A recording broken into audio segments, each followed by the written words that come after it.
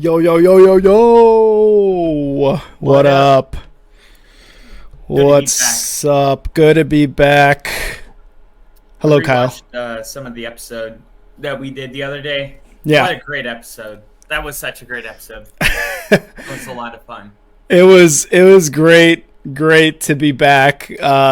If those guys joining us right now, remember I was gone for a bit. For a few months there, and then we finally had our first episode back together on Monday after the Monday Night Football streams. And yeah, Kyle, I gotta agree, dude. It was so much fun. Great episode, a lot of energy. I love it, and we're just gonna bring it back again. Yeah, and it's kind of the ongoing joke right now around the league is, okay, well, it's week 4, and at least we know who the good teams are and the bad teams are. And then it's like, just kidding, no, we don't. It's like this is that time of the year where there's going to be teams that you believe in by the end of the season. You're going to think it was funny that you believed in them, right? And then there's going to be those teams that you were right about. Maybe the Dolphins do make a huge push. Maybe the Jets and the Giants of last year, weren't. The Jets were like 7-1 by week 8 or something like that. 7-2. By week 9. And there's always a team that's going to fall apart mid-season once they start having a little bit of adversity, or maybe some of their wins have been lucky. We're going to do our best to break down, which part of the team is the real deal, which teams are not, and we're going to talk about it tonight. So I'm excited. Yeah, me too, 100%. I agree with the whole week 4, week 3, whatever, we get through it and we're like, oh, this team's good, this team's bad. We really don't know. The only thing that is for sure, and is the reason I'm wearing black, is that the Bears are dead and I'm attending the funeral right now. That is what's for sure. But that's what it is. That's just the feeling right now, and I'm sure everyone feels that right now. But like Kyle said, we're going to get into week 4 predictions. And let's start that.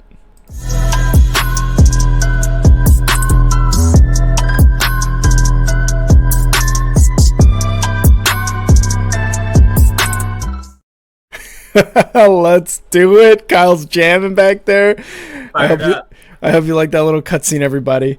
I'm fired up because the Lions and Packers are playing. This is a revenge game. I don't want this to get lost on the busy season. This is 100% a revenge game for the Green Bay Packers, right? 100% Thursday Night Football, under the spotlight. Thursday Night Football, Lions at Packers.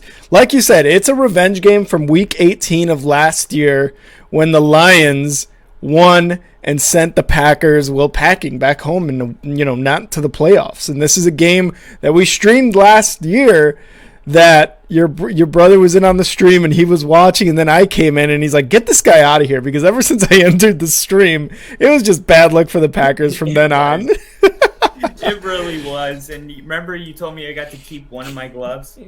Yeah. You can keep, because that was the deal. That was the deal. Rid of the gloves. And then at the end of the season, or at the end of the game, the Packers aren't in the playoffs. Aaron Rodgers got his arm around Randall Cobb walking off Lambeau Field.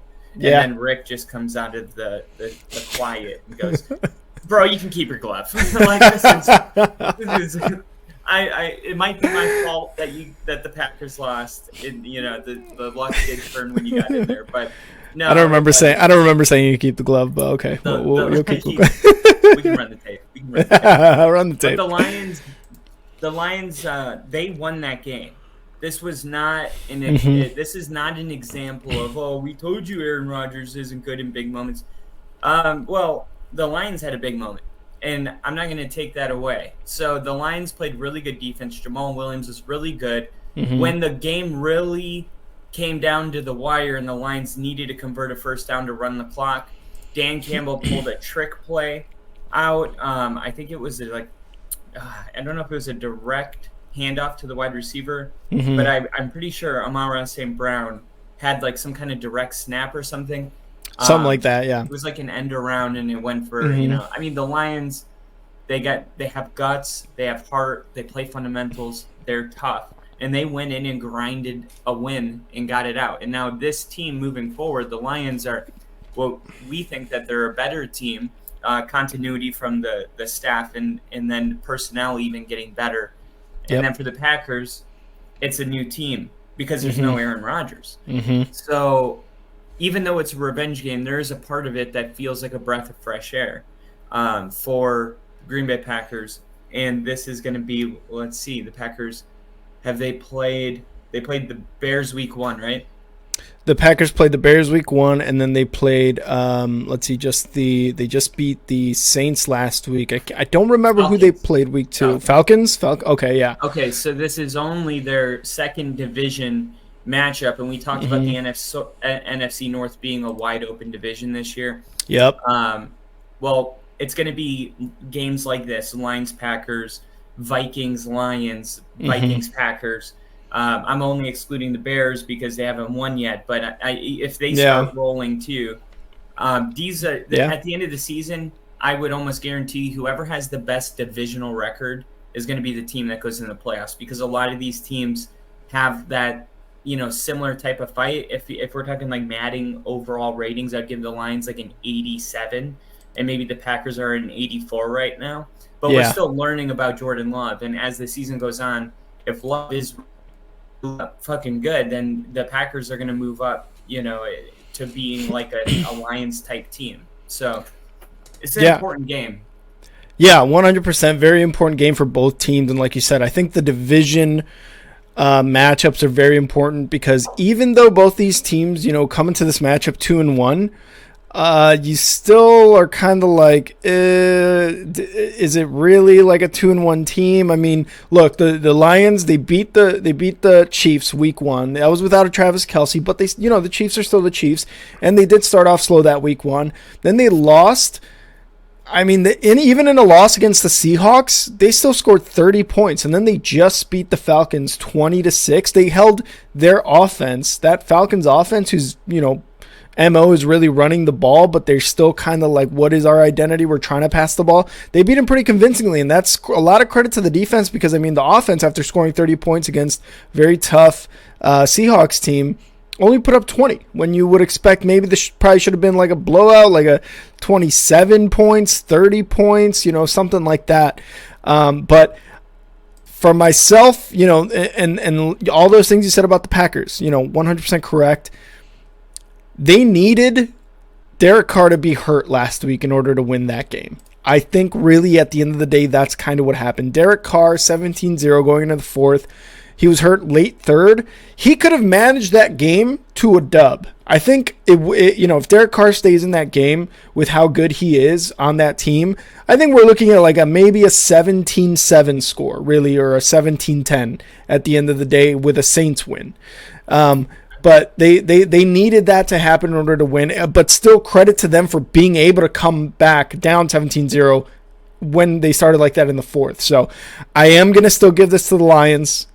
The Packers are at home, but I'm going to give it to the Lions because I think their defense is a lot tougher. I think their offense is a little bit more well-oiled with that continuity. You say it's a brand new team. Jordan Love has shown sparks of like, oh man, he's good. He's the second coming, or the third coming really, of a great Packers quarterback, which, makes me sick to my stomach. But regardless, he's looking like that. That's what he's looking like. But I still am taking the Lions, even as the away team. I believe they're the favorites in this, but I'm not too sure. But I'm going to take the Lions in this game. I get what you're saying. Yeah. The Lions are favored to win this game actually by only 1.5 points. Oh wow. Which is like the polite way of saying who knows. Yeah. It's like, okay, well, you made the comparison to the Atlanta Falcons, and I was, Green Bay, they're averaging 297 yards a game, and Atlanta's averaging 283. Mm-hmm. So they're pretty close. I mean, both of those are the bottom 3 quarters of the league. Green Bay closer to middle, but still, they're not offensively doing, anything crazy right now. And then, but I think defensively, the Lions have been playing really, really, really good. All around football, they're only giving up 297 yards per game, which actually seems kind of like a lot when you consider Cleveland, who's number 1 in the league, only giving up 163.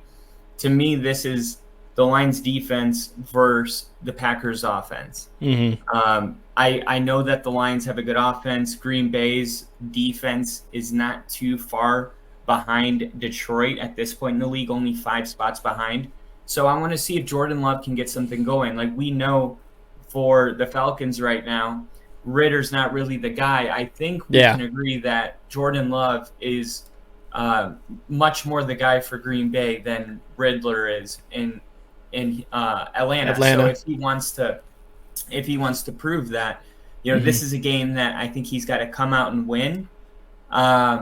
I think that Lambeau Field is a place where you can steal a win like this. I know Detroit by 1.5. I'm gonna take Detroit 2 by 1. Yeah. No, it's gonna be a close game.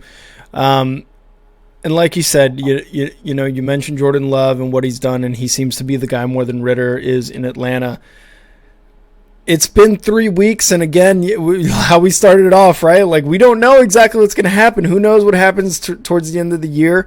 But right now, it is looking like Jordan Love is the guy in Green Bay. Like, 100%. Like, he's going to be there a while. Like, it looks good with second, third-year wide receivers. And, yeah, you have Aaron Jones and A.J. Dillon there to kind of solidify the veteran presence on the offense. But it is looking like Jordan Love is going to be the guy. And hell yeah. It sucks to say. We're in week 4, and you'd probably be the biggest critic as a Bears fan. Yeah. Like, no, and you're like, yeah, they got their next guy. I'm saying, just like after last week against the Saints, man, like, he showed some poise. You got to give him credit. You got to give these guys credit where it's due, and he showed some poise. Again, Derek Carr was out. He probably could have managed it, but still, show them credit where credit is due. The last thing I'll say is that's the type of emotional win that can carry on to the next week. For Detroit, though, Dan Campbell's going to have that team ready, right? Oh, yeah. Think about week 17 last year, week 18. Like, nobody was on more of an emotional high than Green Bay. They win the game they're in. Literally nobody actually considered Detroit could come in there and win. And that's just kind of what this Lions team is. They come in and they're a buzzkill, man. They come in and they just kind of fuck everything up. And I think the Lions are going to do that again. And it's going to feel like deja vu, just with a different quarterback. And the Packers did not forget. So that's going to be an exciting Thursday night football matchup. Tune in here. I'm pretty sure we're going to stream the game. Let's move on to the next matchup. The first and earliest game on Sunday, Falcons at Jaguars in London at Wembley Stadium. Falcons just came off that loss where their offense just looked miserable. And the Jaguars just came off a loss where their offense looked just out of sync. And their defense was just like out of it, completely out of it, right? Against the Texans. This is technically a home game for the Jaguars. And the Jaguars have been in London quite a bit. I think they've played a total of 9 games. They're 4-5 in London games. I think this is one of those get-right games for the Jags after that embarrassing loss against the Texans. The Falcons are great at running, and they should really take that identity against teams because that's just, Arthur Smith, that's what they do, man. Like, they run the ball. They have Bijan. They have Algier there. Ritter, we just talked about earlier, doesn't seem to be the guy. He just seems to be the problem in Atlanta. But the Jaguars, this is a get-right game for them, I think. And they're going to, go 500 in their games in London and take it against the Falcons is what I'm going with. Yeah, Jacksonville right now averaging 98.3 rushing yards per game with Travis Etienne. Yeah. Less than 100 yards a game. And then you got that's probably around 17. Just taking a quick glance at it. But the Falcons, they're averaging 128 yards in their ninth. But it's week 4. So Miami ran for 500 yards on Sunday. So yeah, that's true. That's true. Has that identity. They're still going to lean into that because of that. I don't see this being any kind of a blowout. I think this is going to be a close game. But at the end of the day, there's one team that's been to London more than any team in the NFL. And I'm gonna go with that team, even though last year Denver beat Jacksonville in London. Yep. So it just shows you recency that it is possible to beat a team that goes there a lot. I mean, but I see that kind of game playing out a lot like this one. This just happens to be another, back-to-back Detroit, Green Bay, and then this one. Very, very, close teams. Atlanta maybe overachieving expectations, and then Jaguars underperforming. So they kind of meet in the middle. A great identity game. I expect Jacksonville to pull away. So with all that said, I'm going to take Jacksonville in a blowout. Wow, blowout. Yeah, I mean, again, we saw what the Falcons didn't do last week, right? 6 points. So yeah, I mean, I could definitely see that as well. Let me hit the chat real quick. We got JST Killer. Hello, what's up, dude? How's it going? JST. And we got Tyler. What's up? I don't know why, but it's like, Atlanta's going to run the ball. It could be a 1-point game. Give me Jacksonville in a blowout. It's like, what do you do with that? When I'm trying, you know what I mean, though. I know, yeah, 100%. We also got Tyler here trolling me as the Packers fan. Let's go Packers. Bears going to lose again, 0-4. Tyler Fink has got to be like a burner account for like a pack, like someone else. Like, I think it's Tyler, your brother's burner account. It probably is. Yeah, right. Tyler. I showed him some of our last episode, and you were like, "Yeah, Tyler." You were talking about Tyler Fink, but he thought you were talking about him, and I didn't correct him. I was like, "Yeah, he's talking about you." yeah, totally leave it like that because he's gonna be like, "Oh, that's crazy. That's awesome." All right, let's move into our other Sunday matchup. We got a lot of morning games. This is going to be one of the good ones. Dolphins at Bills. This is going to be a great early Sunday matchup. This is a tough one to predict. And, the Bills are looking great. The Dolphins are looking better, especially on the offensive side. This isn't going to be a 70-burger type of game on either side. After what the Dolphins did last week, man, it's tough to bet against them. But then you have a matchup against the Bills because the Bills, again, we've talked about, they're coming into the season with like zero Super Bowl pressure, and they seem to be playing like their Super Bowl, like they're bound for the Super Bowl. They're playing really well. Josh Allen, yes, he makes those like, should you have made that throw? Should you have ran that on that time? He's going to continue to make those. That's who he is. But I think the Bills need to play perfect football against this Dolphins team to really, really get this win. But I think I got to go with Dolphins here, man. The Dolphins are a train. They're a runaway train right now. The offense is humming. Tua looks good. Tyreek looks good. Jalen Waddle hasn't even been, in part of the offense yet. He was just hurt. Like, they're going to come back there and they're just going to destroy whoever they beat. They're eventually going to get not Raheem Mostert, the other running back, because they have like 4 of the best running backs right now in football, and their offense is going to continue to click and score a ton of points. I'm taking the Dolphins in this one at the Bills. Let me be perfectly clear at this particular moment in time. I don't give a damn what the Dolphins did. I'm going to tell you why. Here we go. There's only 2 teams at the bottom of the league right now in just defense, right? The Denver Broncos are dead last.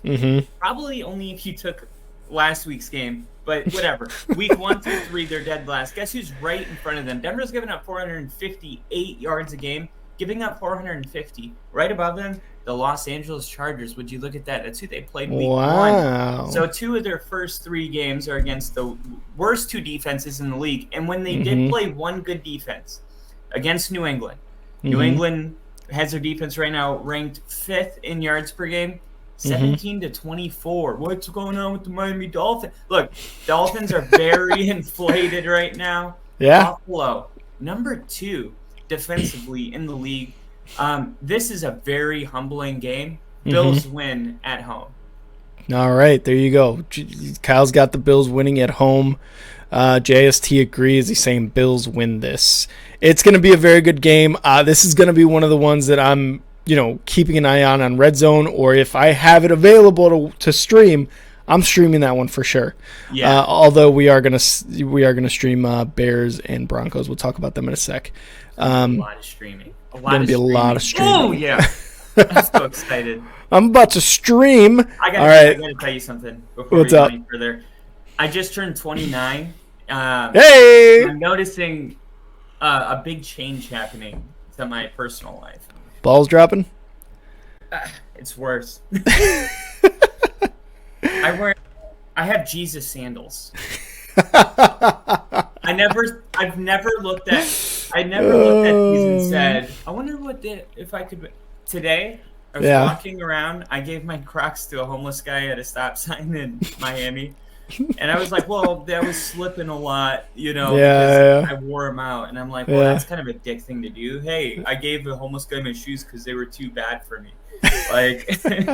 But my intentions were good. But anyway, I needed a new pair of shoes. And this is what I spoke to me, right? He went with the Birkenstocks. See, I didn't even know what they were. That's what Aaron the said. Jesus sandals. Dude, they're feeling more comfy every 10 minutes I'm wearing them. Like, they're getting comfier and comfier. I know what you mean, because, I've done some stuff like that where I'm like, I know I'm old. Like, I'm 32 years old. I'm fucking old, right? Like, I am old as shit. And there are sometimes, there was a meme I saw the other day where it was like when you walk into a bar and the music's at a reasonable level and there's not and the people, talking aren't too loud and the bartender's really nice and you're just like, yeah. And I'm like, fuck yeah, that's what I need right now. So I feel you.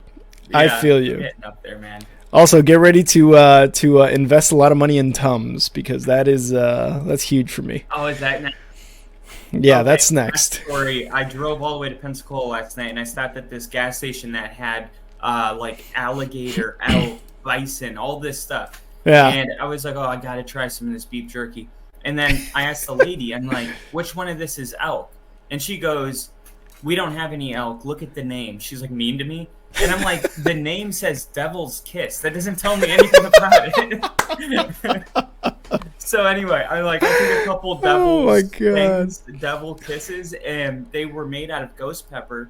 Yeah. And, dude, my stomach, I can handle spicy food. My stomach, dude, hurt so bad I had to stop at Waffle House and get chocolate milk to try to settle my stomach down, dude. So I get the Tums thing. The Tums reference was very personal last night. So. Oh yeah, and don't worry, it's coming for you. It's coming for you. What a mean lady. Anyway, all right, let's get back into it. Next game up, we've got the first matchup between the defeateds, I guess I would say.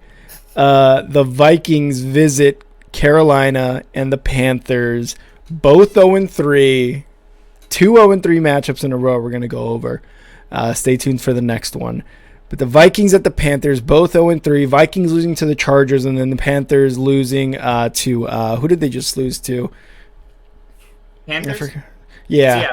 Seattle. They just lost to Seattle in a pretty close game.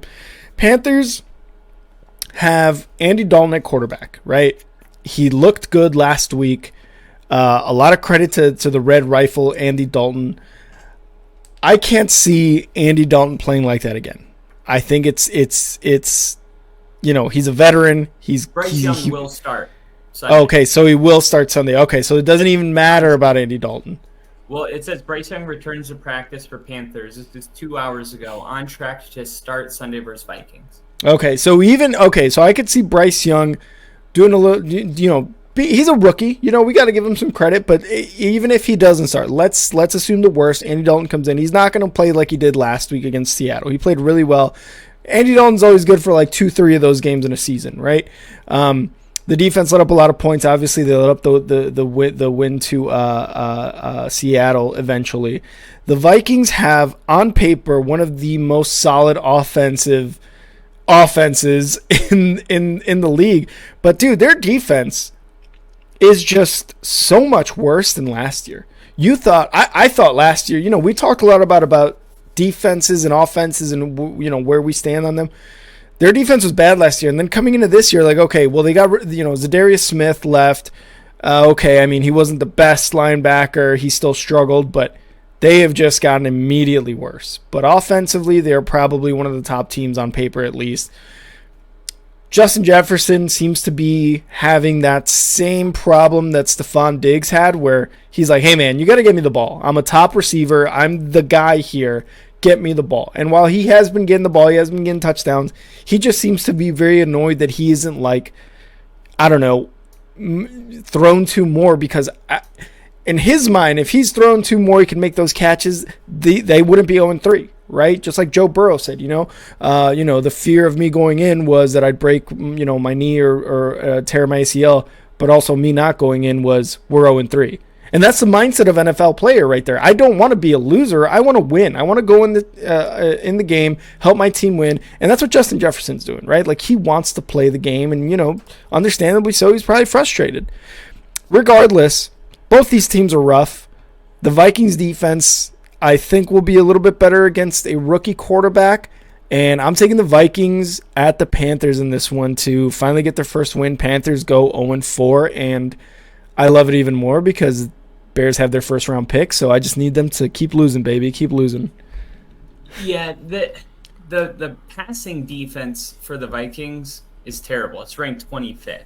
Mm-hmm. The Panthers are ranked 9th, but they played Atlanta, who's like a bottom of the pack passing team. So it's like, oh, you helped the Atlanta Falcons with Ritter. That's not very impressive. And then the Saints, okay, that's like right in the middle of Derek Carr, right? So it's like kind of an okay game. And then the other team that they played was Seattle. Like, when it comes to offensive passing, Miami's number 1 and then Minnesota's number 2. Like, Minnesota is only behind by less than 100 yards. I mean, it's like 60-yard difference. So I'm saying that this Carolina Panthers passing defense hasn't been tested yet, like the Minnesota Vikings are capable of doing that. So that's kind of the matchup I'm looking at, just as far as, like, Justin Jefferson. Now they got wide receiver out of USC, Jordan Addison, involved with TJ Hawkinson. Yep. And the Panthers, though, still a top 10 passing defense. This is kind of a chance for them to get exploited and that number kind of fall to maybe middle of the pack. So that's kind of what I'm looking at. I don't see the Vikings losing this game. Bryce Young, it doesn't really make a difference. To me, the Minnesota Vikings are a winless team, yes. But what's different is they are number 2 in one thing. And that's kind of like, okay, well, let's lean on that one thing. It's not like Chicago or Denver where it's like, we're losing, but we don't really have a thing. Like, our defense used to be our thing. We don't have anything right now. That's not really the case for Minnesota. They're passing the football better than, 31 other teams or 30 other teams. So I'm looking to see them lean into that. And right now on DraftKings, they got the spread for this game at -4.5 for Minnesota. I'm going to take the Vikings to win. This is a road game for the Vikings, but it's about time that they get back on track. I think they win this game by more than 4.5 as well. Yeah, I could see them winning by 10 points. I could see them winning by 10. Yeah. It's pretty good. This energy drink is called Blue Frog, and it has nootropics in it. Oh. It has clean ingredients. Just shout out to Frog 2. Proud sponsor over here. That's how I get all these predictions right. Nootropics. Well, I get my predictions right, and Ginger's going to love this. I know he's not here yet, but he's going to be listening or watching eventually. I get my picks through Voodoo Ranger Fruit Force. So I'm going to pop this one open because last episode, I promised Ginger that I would get a nice little chug in for his birthday. Happy birthday to Ginger. Ginger, if you're watching this is for you, my boy. You're gonna check it. I can't. And look, check this out. This is for you, my boy. And It's for you, my boy.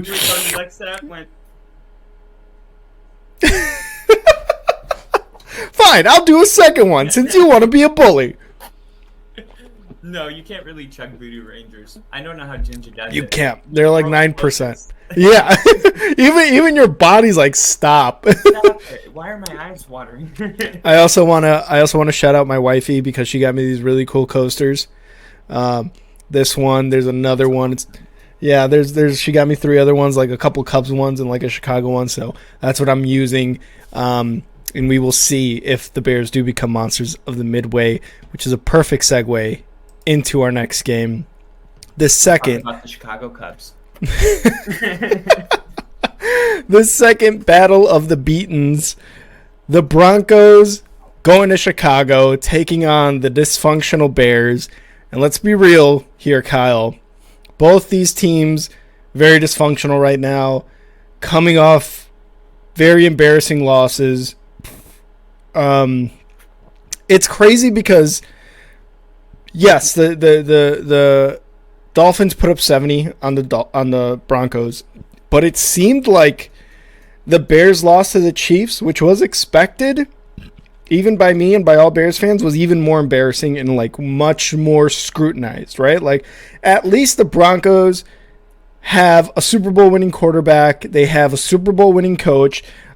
They have a good offense. They got good weapons. Their defense is a little lost right now. It's taken, a step back, obviously. And you had plenty of things to say about that on Monday. And they're the favorites in this game against the Bears. And that's exactly what happened to the Bears last week. That's how embarrassing that loss was. Both of these teams are just in a rough spot right now. One of these guys is going to get a win unless we go through 2 OTs or the first OT and it's a tie. If it ends in a tie, dude, I'll tell you right now, I give up on all of the NFL. But regardless, the Broncos are better on paper. The Bears offense is lost. The Bears defense is even more lost. Eberflus is the defensive coach again. I said this earlier or last episode. The defense is lost. I'm taking the Broncos in this, probably by a score or 2. I'm going with 1 or 2 scores on this one. Broncos beat the Bears. Yeah, and I agree, and it's not because Broncos. I would have picked the Broncos no matter what. But the reason I'm picking the Broncos today is for a couple of good reasons. Number one, Denver should have never lost to the Raiders. They had a missed field goal and a missed extra point, and they lost by 1. Mm-hmm. Week 2. They were beating the Commanders by 18 points in the first half, okay? Yeah, they let them come back into that game, but they lost by 1 point. Lost their first 2 games by a total of 2 points. This Miami game was kind of like, holy crap, Denver's so bad. They're a winless football team. But we take a second and kind of look at each chapter. We're in Chapter 4 now. Let's reread Chapter 1 and Chapter 2 because Chapter 3 makes you want to just think, everything's falling apart. And in a way, defensively, it did. Yep. Justin Simmons coming back into this game. This is, to me, and I'm sorry to say this, but this is kind of like a get-well game for the Broncos. I could see that. It's like, okay, the expectations are absolutely gone. Now, this game has the potential to be the knife through the heart if Denver loses. Mm-hmm. But it also has the ability to kind of, re-tap into what they did right week 1 and week 2, and then continue to grow on offense. I think offensively, Russell Wilson playing a lot better offensively. Mims, he looks really good. I think there's a lot of untapped rookie potential in McLaughlin. When they did try to give him the ball, it was like poorly executed screens and poorly executed run blocking. They haven't really given him a chance to break out.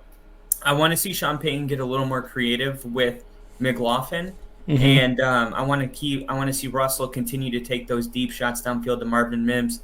Sutton needs to hold on to the ball. He fumbled it twice last week, and Jerry Jeudy needs to get the ball in space. This team, really, there's no excuse for them being as bad as they are right now.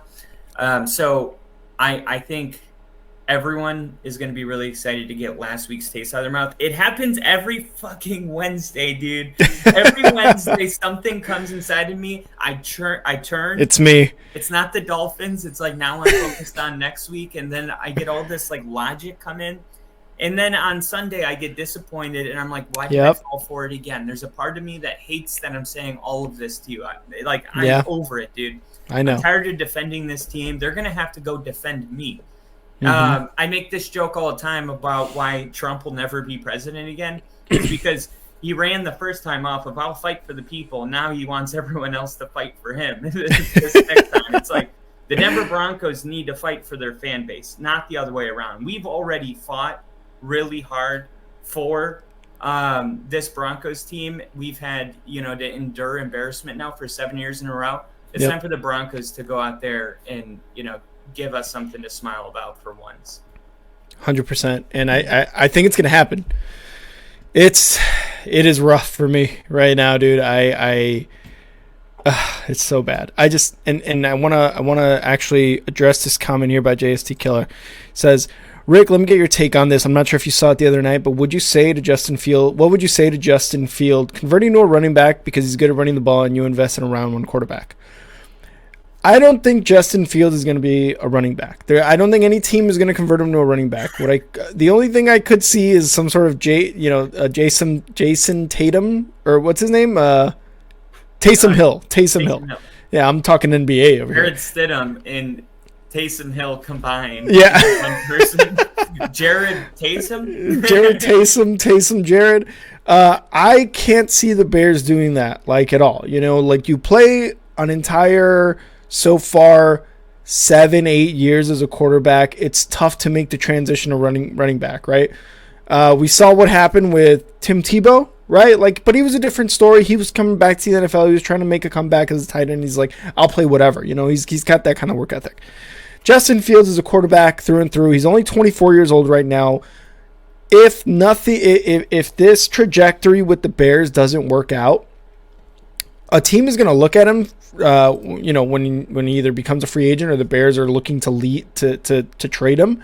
And they're going to be like, oh, he's a young guy. He's not even 27 yet. He's going to be 25, 26.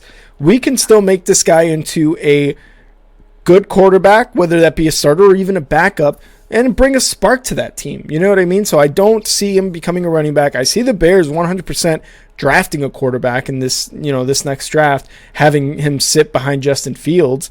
But if you want to see my entire reign on that, go watch Big League Chicago on our YouTube. And I kind of break it down a little bit more because I go a little deeper. But I don't see that happening. To me, in the NFL, you play a position, that is your position. Yeah. That, if you're that good to make it to the NFL as a starter, as, passing for this many yards, rushing for many touchdowns, passing this many touchdowns, whatever the position may be, that's your position in the NFL. Again, the Tim Tebow thing, kind of a flash in the pan and 1 in a million type of situation. That's what I was about to say. Tebow still wouldn't do it until Urban Meyer got that job. So, Tebow probably, if you had to pick one person that could, put their ego aside and just do a dirty job, you would think Tebow, and even he was like, forget that. I'm not doing it. Yeah, exactly. So, there's no way that would ever happen in a million years. 100%. Kyle and I are going to be streaming this game, Broncos at Bears. We're going to be decked out, I'm sure, in our gear, even though we are very disappointed. No gear. You said no gear? No gear? Wow, no gear. Okay. No gear for Kyle. Obviously, I'm going to have... I love this hat. I just bought it 2 weeks ago. This hat looks really nice. It just sucks that the team sucks. But I'm going to be wearing the hat. I'm going to be wearing a jersey probably. What'd you say? I'm going to put one piece of gear back on every win. Oh, okay. All right. I like that. That's good. Actually, I'm always wearing this. I got this from the Broncos Stadium. This is one of those yin yang bracelets. Oh, okay. That's nice. A nice little. It's been all yang for us. Wins, losses, yin yang, same thing. Dude, I don't know what else to say about this game other than one of them's going to come away with a win unless a miracle happens and we end up in a tie, which would be... we could both win. You know what? No, you don't. Let me ask you this. What would a loss for Chicago but a moral victory look like? What would that be? So you know how you can be like, yeah, we lost, but it's kind of a win, because we saw Justin Fields get back into let's say he throws for 350 yards, and they lose 38-35. Would that be considered? Yeah, we both kind of won today. I mean, yeah, it sucks. I mean, I got to think if Denver, Mm-hmm. played 35-38 and was on the losing end, I would still say, no, we lost because we gave up 38 points. Our defense is atrocious. But with you, Mm-hmm. your guys are wanting to see your offense. I want to see our defense. So is it possible that there could be a scenario where you feel like you got a moral victory here? If it's tough because last week against the Chiefs was supposed to be that moral victory. That's a tough one, though. It's a tough one, sure, 100%. But the Chiefs' defense isn't like a Pittsburgh or a Browns. You know what I mean? Like, they're ridiculous. Because even then, I'd be like, all right, well, we're going against one of the top defenses in the league. We're going to have a tough time regardless of how much of a moral victory I want. This is the best defense Kansas City has ever had with Patrick Mahomes. So keep in mind, this is a different team. They're sixth right now. Okay, that's fair. I don't know if a moral victory is worth it anymore. I don't know if it's going to save Eberflus's job anymore. It's that bad. But and the Bears, again, they do not fire coaches in the middle of the season. Again, respectable to a point, but he's got to be gone by the end of the year. He has to. Would you take this trade right now if it happened? Sean Payton and Russell Wilson for Justin Fields. 100%. 100%. I don't know why I got goosebumps. 100%. You're giving me a Super Bowl winning coach and quarterback. What's up? That's because I want Justin Fields. No, but this is a trade I could really see going on because Denver's ownership, right? Like Sean Payton right now, is he on a hot seat? Because people are saying no, he's totally safe. Nobody's safe after giving up 70. It just kind of seems like, okay, old school coach. Yeah. And like going into the season, you're like, well, he only had 1 7-9 season or 2 7-9 seasons, but number one offense 11 out of 13 years, and then you think you're getting this guy, and it almost feels like this guy's been out of the league for 10 years. You know what I mean? And it's been 1 year, but he's kind of coming back. He's losing all of his games. He's giving up a ton of points. It's like, has Sean Payton lost his edge? Is Sean Payton the Russell Wilson of head coaches? Are these like the two of the same thing? I think it might be just like a coordinator thing. I don't think he should be on the hot seat. Eberflus is number one on the hot seat, I think, all across the NFL right now. He's the worst coach in the NFL, and he's on the hot seat. Sean Payton, you look at his career, and you're like, okay, he's won a Super Bowl. Yes, he had a Hall of Fame quarterback, but he still has Russell Wilson, and this offense is looking a lot better, which is what Sean Payton does. He gets those offenses rolling. He had really good defenses with the Saints, right? He had really good defenses with them. And yes, the Broncos were supposed to still be a good defense. There's just something going on. And that's what happens, man. Like, I didn't think they were going to take a step back this much, but I think throughout the season, the Broncos defense will start to get a little bit better. But Sean Payton, as far as the hot seat, yes, the 70 points, 100% get that. They should be looking at him. I don't think he's even in the top 10 coaches of hot seats right now. Yeah, we might be just focusing on the wrong things. What we should look at is Denver 32nd in yards per game last year, number 15 right now. So, I mean, that's what you got Sean Payton to do is fix the offense. It's just nobody could have anticipated the defense would be the one that needs to be fixed. Exactly. And I just want to show this comment right here by Jinja. Sorry, boys, I'm busy. Just want to stop in and like the video and say you love the shit out of you. Keep grinding. Jinja, I got the Voodoo Rangers, so if you're watching, cheers to you, brother. Cheers to you and your birthday. I had a couple chugs earlier, but I'm going to have a couple more chugs for you. Kyle, make fun of my chugs. Don't let him make fun of my chugs, Show him Jinja. how you chugged it.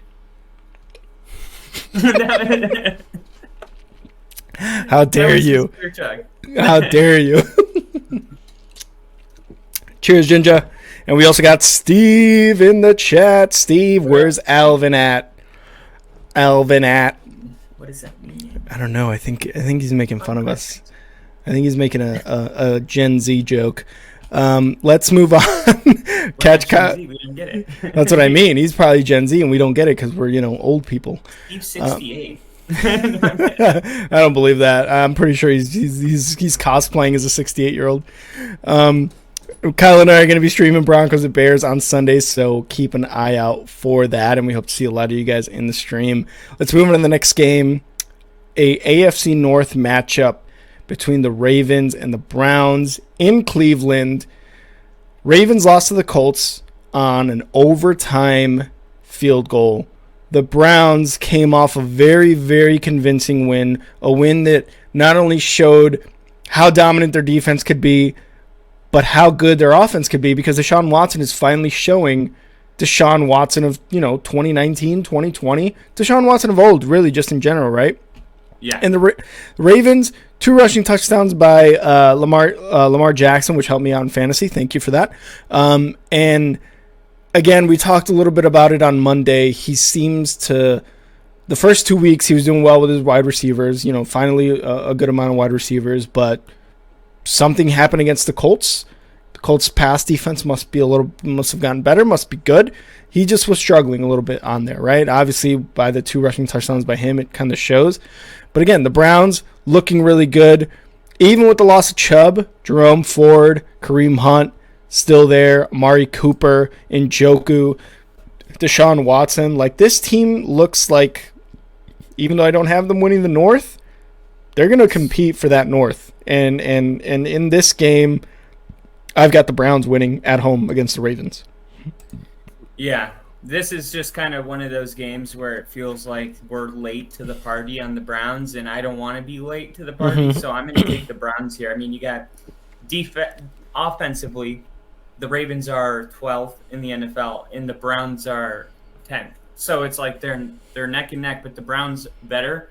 Really, the separation, the Browns are the number 1 defense in the NFL right now. Yeah, giving up less than 200 total yards per game. This defense is ridiculous. They're at home. The offense is better. What's there not to like? DraftKings has this in -3. Cleveland 3-point favorites at home. Just wouldn't be shocked if they win by 7 or 6. Yeah, I could totally see that. Yeah, and especially at home. They're giving these Brown fans something to really cheer about.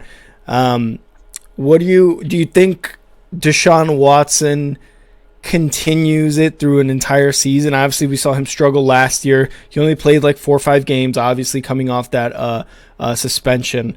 Do you think he continues it throughout the year and, kind of like I said earlier, they become serious contenders for the North?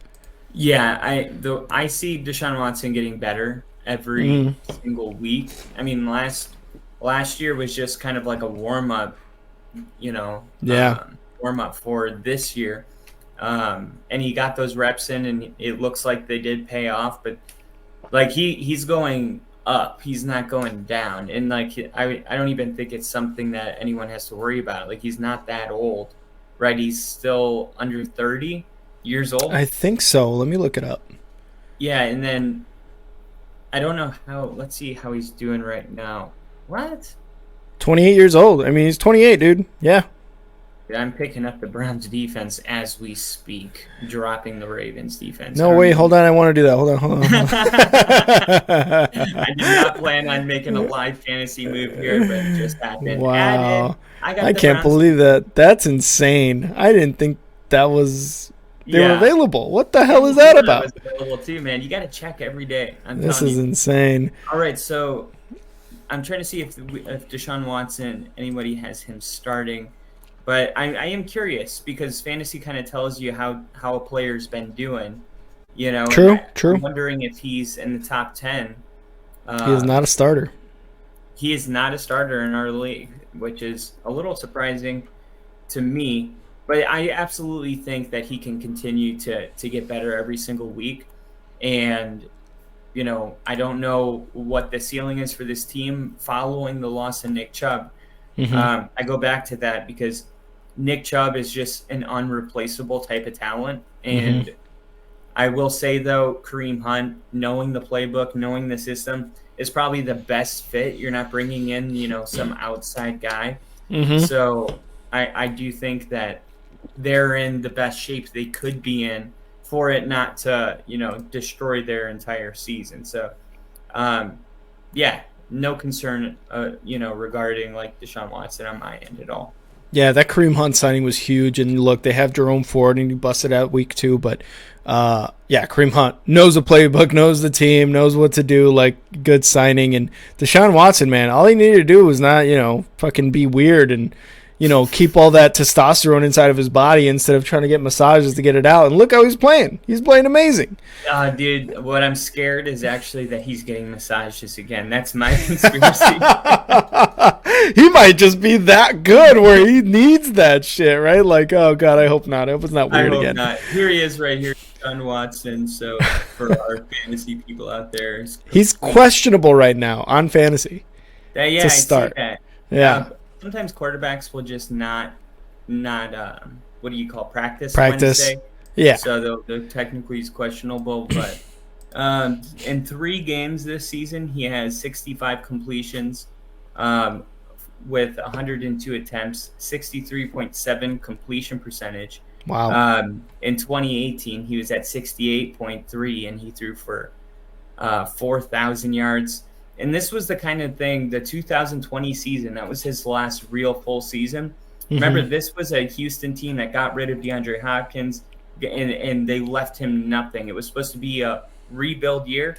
Deshaun Watson had a 70% completion percentage, threw for 4,823 yards. Jesus Christ. And he had 33 touchdown passes, only 7 interceptions. Dude, he was having like a year, like an all-time great quarterback year with nobody out there. Yep. So, yeah, I mean, last year, whatever, he played 6 games. He was still getting back into it. At that point, he took 2 years off. Now he's kind of rolling. Mm-hmm. And it's going to have that, if he can get back to 2020 form and they have the number 1 defense, then they're a Super Bowl team. And it's weird to say this early, but I feel like this is the kind of game where Cleveland can really pull themselves to the top 5 overall team in the league. And we'll talk about our power rankings later. Yeah, for sure. I just got to get to this comment by Steve. They need to regulate him to only transgender masseuses, but who knows? He may like that better. Have you seen his mustache? Oh, yeah. He's into some stuff. I don't know. Deshaun Watson, and in Cleveland, too? Ooh. There must be some crazy weird shit going on in Cleveland. All right, let's move on to another AFC North team. The Steelers going to Houston to take on the Texans. The Steelers' defense is amazing. It's good. It's not number 1 like the Browns, but it is a force to fucking reckon with, right? Their offense, not so much, even though they do have weapons. They got Jalen Warren. They got what's his name at running back? Both running backs. Najee Harris at running back. They got George Pickens, and they've got Deontay Johnson, who I believe is hurt, but I believe is starting this week. If not, another week or so, he'll be starting. And they got Kenny Pickett at quarterback. And yes, he's a second-year guy. But he's tough, man. He's exactly what Pittsburgh wants in a quarterback, and he went to Pittsburgh, the university, to play college football. So this is like not. I don't know if he is from Pittsburgh, but kind of a hometown kid, really, when you think about it. He's tough. The defense is tough. It's just the offense is really the only part of this team that is struggling.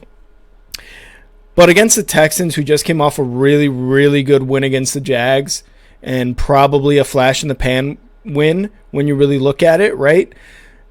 I can't see the Texans doing anything like they did last week against this Pittsburgh defense. I think Pittsburgh's going to have just enough, and they might even score 1 or 2 touchdowns on defense, and they're gonna win this game against the Texans. I'm taking the Steelers in Houston to take the win.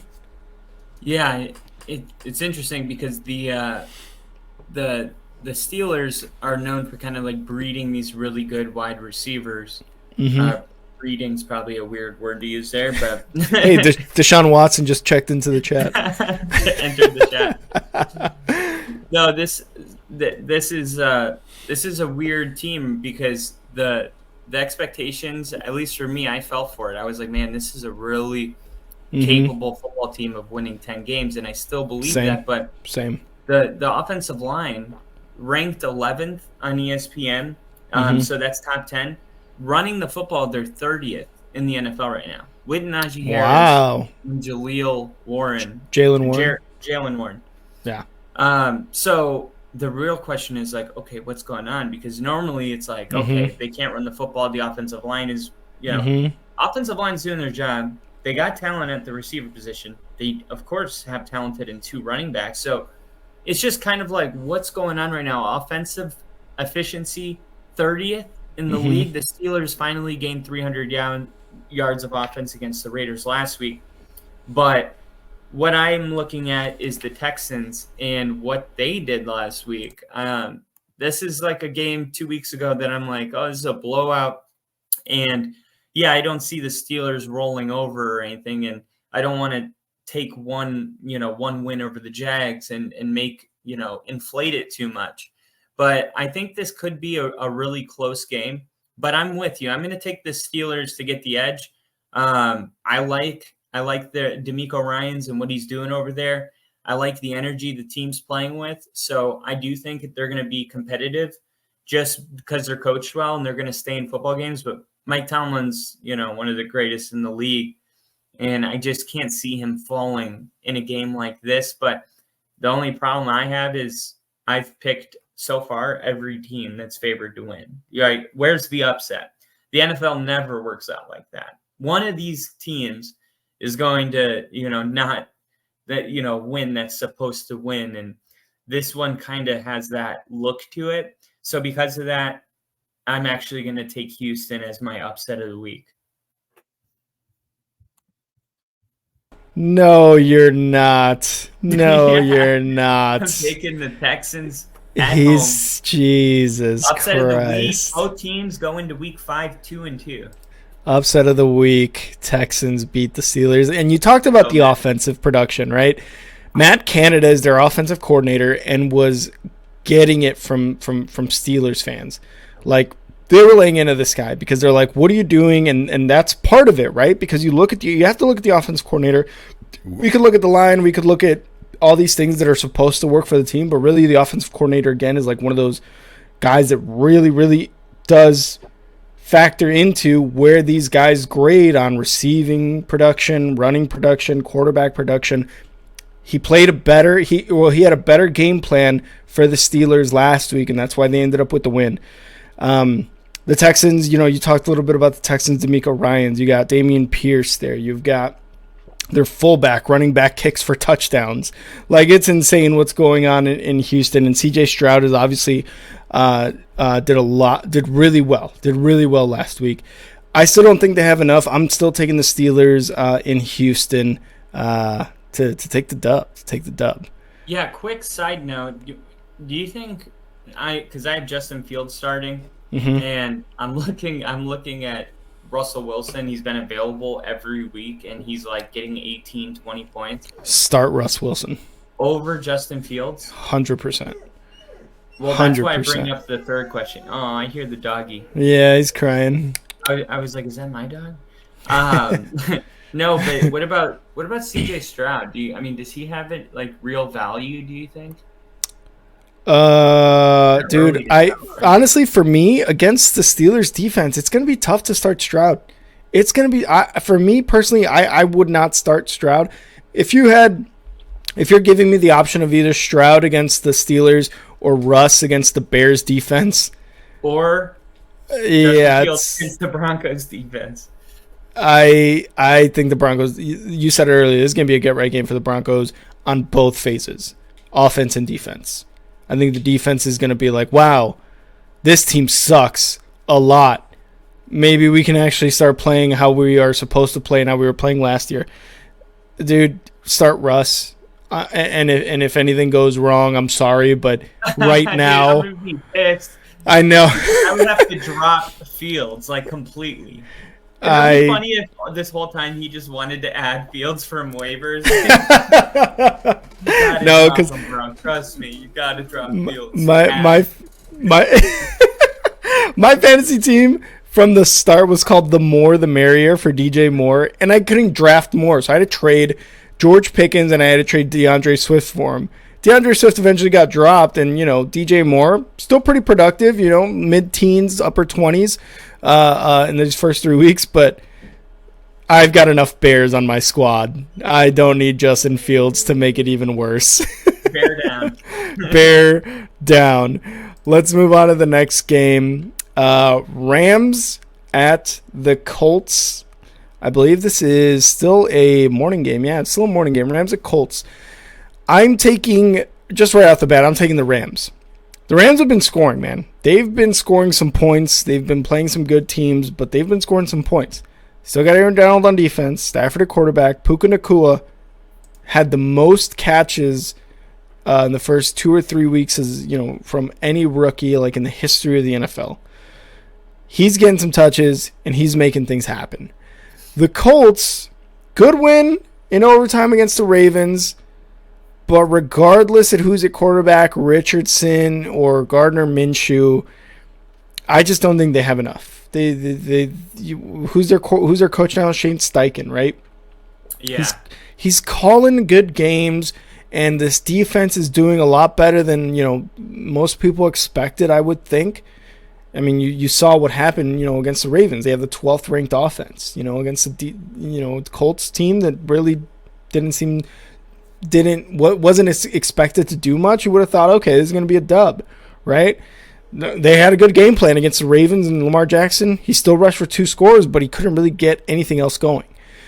I'm still taking the Rams in Indianapolis. I don't know who's favored in this game. It might be the Rams because of their scoring output, but I'm taking the Rams against the Colts in this one. All right. Well, I'm looking at these two teams and I'm thinking, okay, well, like the Rams' problem is consistency. They open up with a really good week 1 and week 2 with that receiver from BYU, Puka Nacua. Yeah, and then with the Colts, their offensive line is a little less than middle of the pack, and their problem is no big plays. There's no splash, right? It's just very kind of. When you mix this, I think I'm looking at the under. I think this is going to be a low-scoring game. Yeah. But if you had to say like which team's going to win, like it's just one loss for the Rams. If they win, we wouldn't even be thinking about it. So I'm going to go with the Rams here on the road. God, I don't like this week's games. You know what I mean? Yeah, a lot. This week 4 is full of a lot of like meh games, and you have like 2 or 3 really, really good games sprinkled in here. So, well, yeah, it's not even for me like that. I'm not interested in them. It's that it's like every team's kind of playing their own reflection this week. I mean, the Broncos are playing the Bears. The Falcons play the Jacksonville Jaguars. The Dolphins are playing the Bills. And the Commanders, they only have 1 loss. We'll get into that game. But the Ravens and Browns, I mean, every team is kind of like playing their equal. And this is another one of those situations where the Colts are only the books have the Rams winning by 1.5 points. This is just a really tough week. It's another one where it's just like, I don't know, the Rams, I guess. Yeah. Matthew Stafford? Question mark? Is Anthony Richardson playing? Let me look that up. So Stafford, he won a Super Bowl once. Yeah, let's pick that guy. I like that week 4, the week of reflection. I like that for week 4 because you're right. A lot of these matchups are like, oh, these are the same teams, just different uniforms are on. Colts quarterback. This is today. Anthony Richardson still in concussion protocol, but he is expected to practice today and will take starter reps per Shane Steichen. A good sign of Richard's progress and his chances to start versus the Rams. I'll make this very simple. If Richardson plays, I'm taking the Colts. If Gardner Minshew plays, I'm going to go with the Rams. Ooh, okay. I like that. I still think no matter what, Rams are going to take the win. Grow up. Let's go into the next game. The Buccaneers going to New Orleans, taking on the Saints.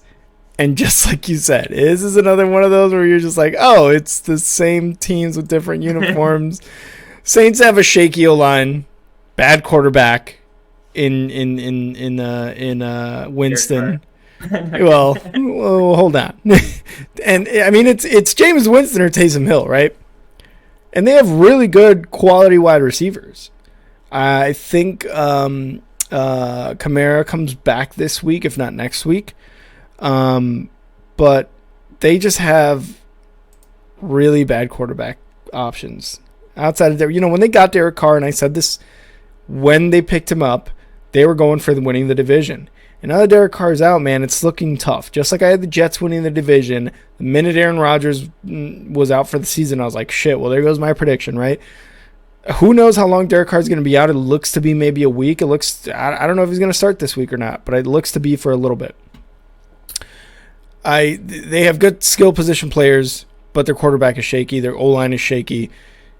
The way they looked, the way they lost that game against the Packers was just rough. 17-0 going into the fourth. Rough time. The Bucs played horribly against the Eagles. Their offense struggled to stay on the field.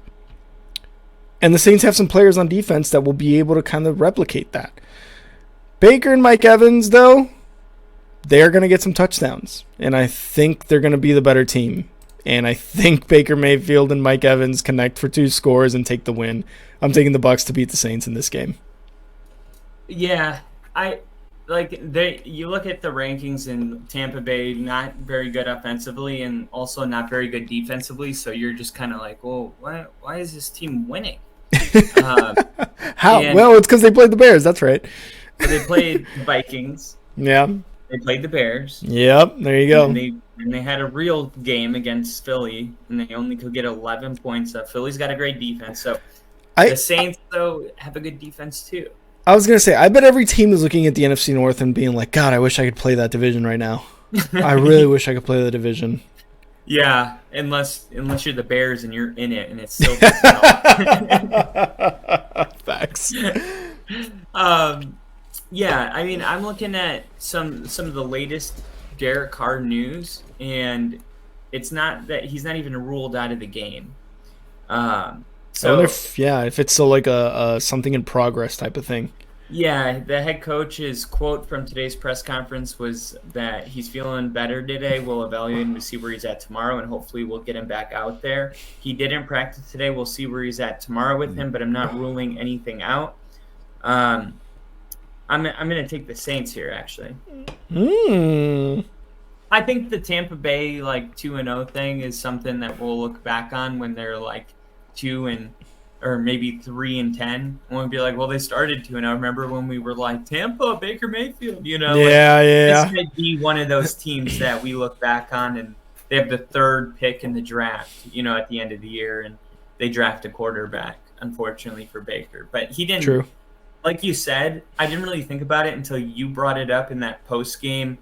But Baker didn't really do anything that showed you oh, there he is, he's back. He's just kind of he looked like exactly what he is.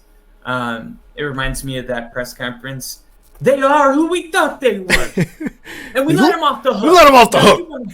If you want to crown them, then crown their ass. Yeah, Baker's just kind of we know what Baker is, and the Saints are just a better team in my opinion, and the Saints are at home. So yeah, I'm taking the Saints in the Superdome. Yeah, I think if Derek Carr plays in this game too, and you can't change your mind. Whatever. The Colts. If Anthony Richardson plays in this game, you bastard. I think if Derek Carr, and Alvin Kamara are in this game, the Saints are gonna. I think they're gonna take the dub, and I think they're gonna take it pretty easily. But I mean that Baker to Evans connection is getting really good. But again, they played the Vikings, they played the Bears. It's games they were supposed to win, and you can't knock them for the schedule, but they're easy wins. So if they play, Saints are taking it. If not, I think Baker and Evans are gonna, like I said, connect twice, take the win by maybe 3 to 6 points. In those easy wins against the Bears, they won by 10, so that's fine. But then the Vikings, they won by 3, but Mayfield only had 173 passing yards in that game. And Minnesota's passing defense is ass. So, I'm looking at this Tampa team, and I'm like, this is the worst 2-1 football team in the NFL right now. This is a winning record. Yeah, and I think it looks bad. The Bears or Broncos would have a real chance of beating if they played Sunday. They sure had a chance. They didn't. Let's move on. Yep. Too soon? A little too soon. Let's move on to the next one. An NFC beast showdown. The Commanders going into the city of brotherly love to take on the Eagles. The Eagles, after beating the Bucks just badly, they look good, man. The Eagles look good. I don't know if there's much to say here. The Eagles' defense is great. That front four with Jalen Carter as a rookie is still so dominant. The tush push with Jalen Hurts is working. They're getting those. Yep, you gotta cup the tush, and you gotta push the tush. That's working so well. They're gonna go in for scores all the time like that. The offense right now seems to not be. They just seem to be having a bit of a slow start. We saw AJ Brown kind of complain about targets, about getting the ball to him, and he was one of the targets that Jalen Hurts was really going after in this game. And I think he ended up getting a touchdown, if I'm not mistaken. I forget. Yeah. No touchdown, but 120 yards. Oh, okay.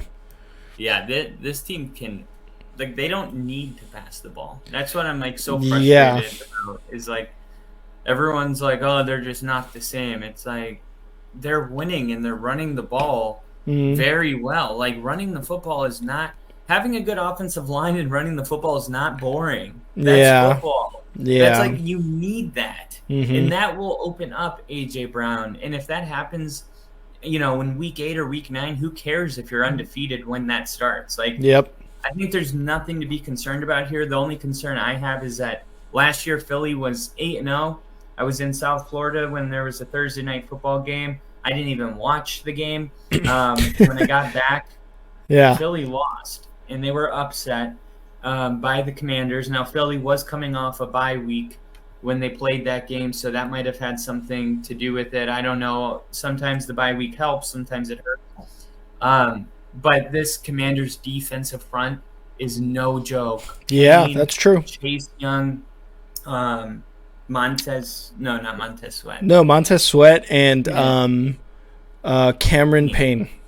Yeah, did you say Payne? Yeah. So this defense is really, really good. So I think this is going to be maybe, let's see what the favorite is. It's going to be Philly, but how much? Yeah, I think so too, for sure. Philly favored to win this game by 8. I'd take the Commanders with the points. Yeah, sure, Eagles get the win, but Sam Howell has shown some flashes. I watched him play, and the Commanders, that's the type of team that you don't really respect until you watch them, and normally it doesn't happen until they're on prime time or they play your favorite team. I got to see that first, and I was like, man, this Commanders team is not bad. 8 points. Philly, I'm not worried about them, but the fact is that they're not really throwing the ball around. And that cornerback that they drafted from Mississippi, Banks, I think his name is. Okay. He's starting to really hit his rhythm. This is a sneaky game, and Commanders, they know they can beat Philly. They did it last year. So this could be kind of like a San Francisco LA Rams game where the Rams, or vice versa, always beat the 49ers, or the 49ers always beat the Rams. Even if there's a year where the Rams are clearly the better team, sometimes there's just that divisional Achilles heel team that you don't know why you can't really beat them. True. And I see the Commanders kind of being that for Philly. So I'm going to go with another major upset here. I'm going to take the Commanders. Wow. Yeah, I'm going to take the Commanders here. I'm going Eagles, man. And look, you said it earlier. Well, I'm probably picking a lot of the favorites, and that's not how the NFL rolls. It's just not. It's not how this goes. This one, and it's week 4. This one is one that I'm very confident in, but the whole division thing, you can't really get a win against these guys for some reason, and they're bottom tier teams, but somehow there's always that division rivalry going on where you play them really tough. We saw it last week, week 18, with the Packers and the Lions, right? That's just some of the shit that happens. I could totally see that. I just think this Eagles team is a lot more complete than the Commanders. The Commanders are very much defense. Very much defense. Sam Howell had a couple of good games and then got actually absolutely stymied. Last week by the Bills, right? The Bills just absolutely destroyed them 30-3, 37-3, whatever it was. It was insane. It's a demoralizing loss. After the first 2 weeks the Commanders had, where you had a lot of faith in these guys. A lot of Washington fans were like, wow, these guys are really good. I just think against the Eagles, they're going to start rolling here soon, man. And they lost to the Commanders last year when they were 8-0. They were 8-1. The Commanders were the ones to give them that L. I still think, they got that bad taste in their mouth. I think the Eagles are gonna give it to the Commanders, regardless of the defensive line. And real quick before we move on, Bill still logged into work, but I will watch this back later. Just wanted to check in and say hi. Catch you guys later. Sorry for the drive by, but I got another meeting. Thanks for driving by, Bill. We will see you later when you watch us back. Yeah, I was just gonna say the Commanders. That defensive front is great. They're still giving up 128 rushing yards per game. And then for passing yards, that's when they kind of step up 3, 4, 5, 6, 7, 8, 9, 10, 11, 12, 13th in the league, giving up 609 or 203 passing yards per game. So that pass rush is getting there and making it hard for, teams to really go off. But still, it's like 13, and then rushing, you're giving up over 100. Yeah. This could be like a chance for the Eagles to kind of exploit some of the like you said, just top to bottom, the Eagles have a great roster. Yeah. And they did last year when they played as well. This is a really important game for the Commanders, though, because when you look at this roster from top to bottom, and once you believe in Sam Howell just a little bit, it's like, why this is wild card team, and this could be like a wild card playoff game almost. I could see this happening where Eagles are a number 1 seed, so they play the lowest remaining seed, and the Commanders are able. But it's going to have to start with winning games like this. They need to prove to us that they can win these kind of games. Remember, they got new ownership in. This is a Commanders team that's kind of trying to change their identity and winning football games against one of the best teams, or the NFC defending champions. That would be a really important game to come out here and win. So I like everything you said. I'm just gonna take the Commanders as like an upset because it's the NFL. Got it. I'll go fuck myself. All right, next. Can you grab some water really quick? Sounds good. I'll get into the next matchup here while Kyle is gone for a minute. Bengals at the Titans. Bengals coming off their first win of the season, and I said it earlier. Joe Burrow was talking about, hey, I was hurt. I looked a little, he looked a little bad walking from the stadium to and from the stadium, I believe was what cameras caught him. Limping a little bit. He's like, and, doctors and the team told me the worst that could happen is I could tear my ACL. But I also knew the worst that could happen if I didn't go in the game was we'd go 1-3. What happened? Came in the game, 1-2 now. They're probably one of the best 1-2 teams in the league. And it's been a slow start for Burrow. But I think this Titans team right now, with the way they've been playing, is going to be one of those games that they're going to, now we're going to start getting into our groove. And Kyle and I talked about on the last episode, the Bengals start a little slow, whether it's record-wise, offensive-wise, team-wise. They started a little bit slow the last couple seasons with Burrow as quarterback. That's just kind of how it goes, right? They got their first win. Again, they're probably the best 1-2 team in the league, and the Titans are very, very much on the downhill. Very much on the downhill. Because I said last episode with Kyle, Derrick Henry is reaching what is historically known as the cliff for running backs. 1,800 carries, close to being 30 years old, right around that time where running backs are looked at like, okay, he's done. Tannehill looks old. He had his resurgence with the Titans, but now he's looking a little old. Even with D-Hop, and even D-Hop's older, he's still a good wide receiver. No longer really the top tier wide receiver that he was with the Texans and early on with the Cardinals, but they're starting to really, really crack. And I think this is a game for the Bengals to really, like I said, right the ship. I think the Bengals are going to get back to their winning ways. The Titans are going to struggle. Outside of a Derrick Henry 200-plus rushing yard game, the Bengals should win this easily. You've got Joe Mixon at running back. You got Joe Burrow at quarterback. These are guys that went to a Super Bowl 2 years ago. These are guys that have been to the AFC Championship 2 years in a row. It's insane. This team is going to beat the Titans, and we'll wait here for Kyle's reaction to me saying this. But I think the Bengals going to Tennessee and they get this win. It is the last of the morning games, but I can see this kind of being like Titans are at home. They want to win this game so bad for against the Bengals, and who knows? Maybe this could be something like that. But I can't see the Bengals losing again. Their defense looked a little bit better against the Rams. Sure, they only won by 3, right?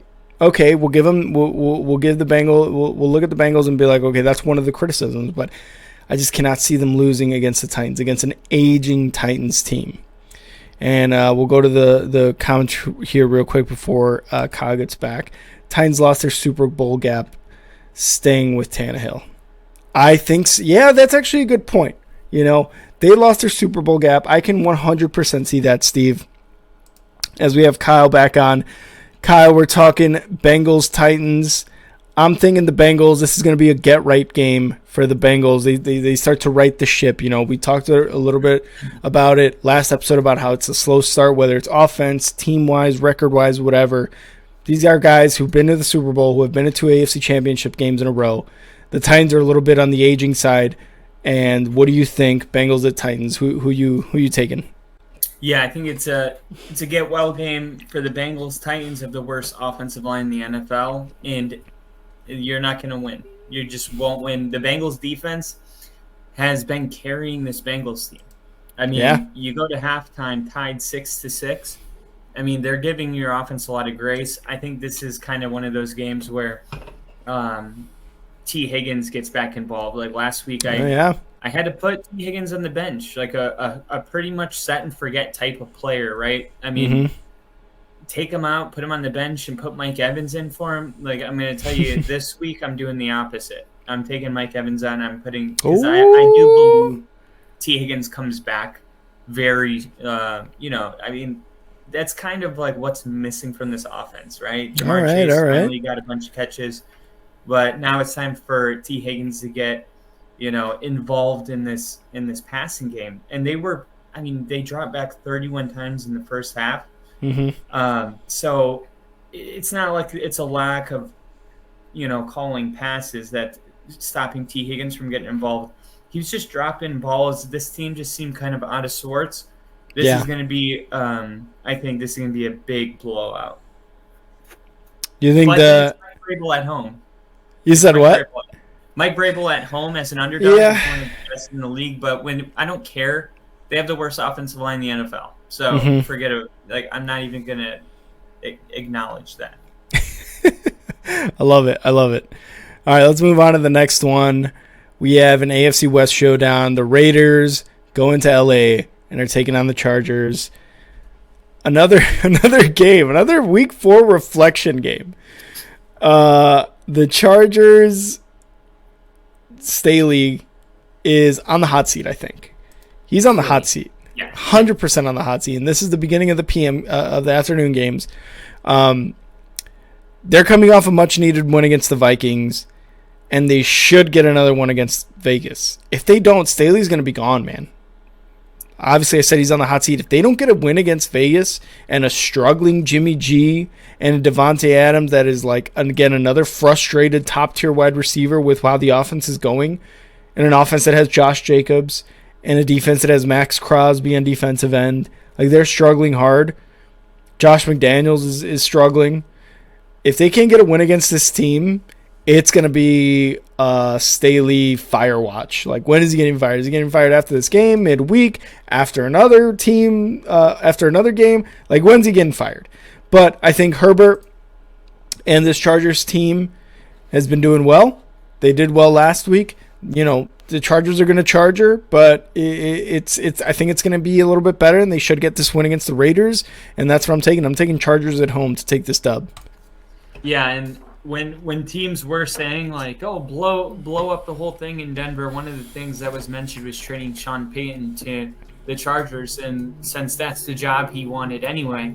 So that it just does show you that, like, Staley's on the hot seat. When other teams are considering, like, you know, in their fan commentator banter to talk about trading their head coach to a team, like, that team's that guy's very much on a very hot seat.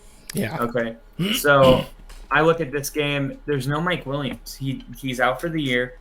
Looking at the weather report in LA, it says it's going to be a high of 70. So I don't see the weather playing a factor in this game. A low of 57. It's going to be a beautiful day for football. It'll be 70 degrees, mostly cloudy around halftime. The sun's not a factor. So I'm going to take the Raiders here. Devontae Adams is really rolling right now with Jimmy G, over 40 fantasy points last week. There you go. I just think it might be true. And Staley may have lost this team, you know, whether he likes to acknowledge that 27-0 lead they had against Jacksonville. Like, there's just certain moments, like I talked about last week, that you just can't come back from. It's like, you know, okay, like we just need a fresh start with somebody else kind of a feeling.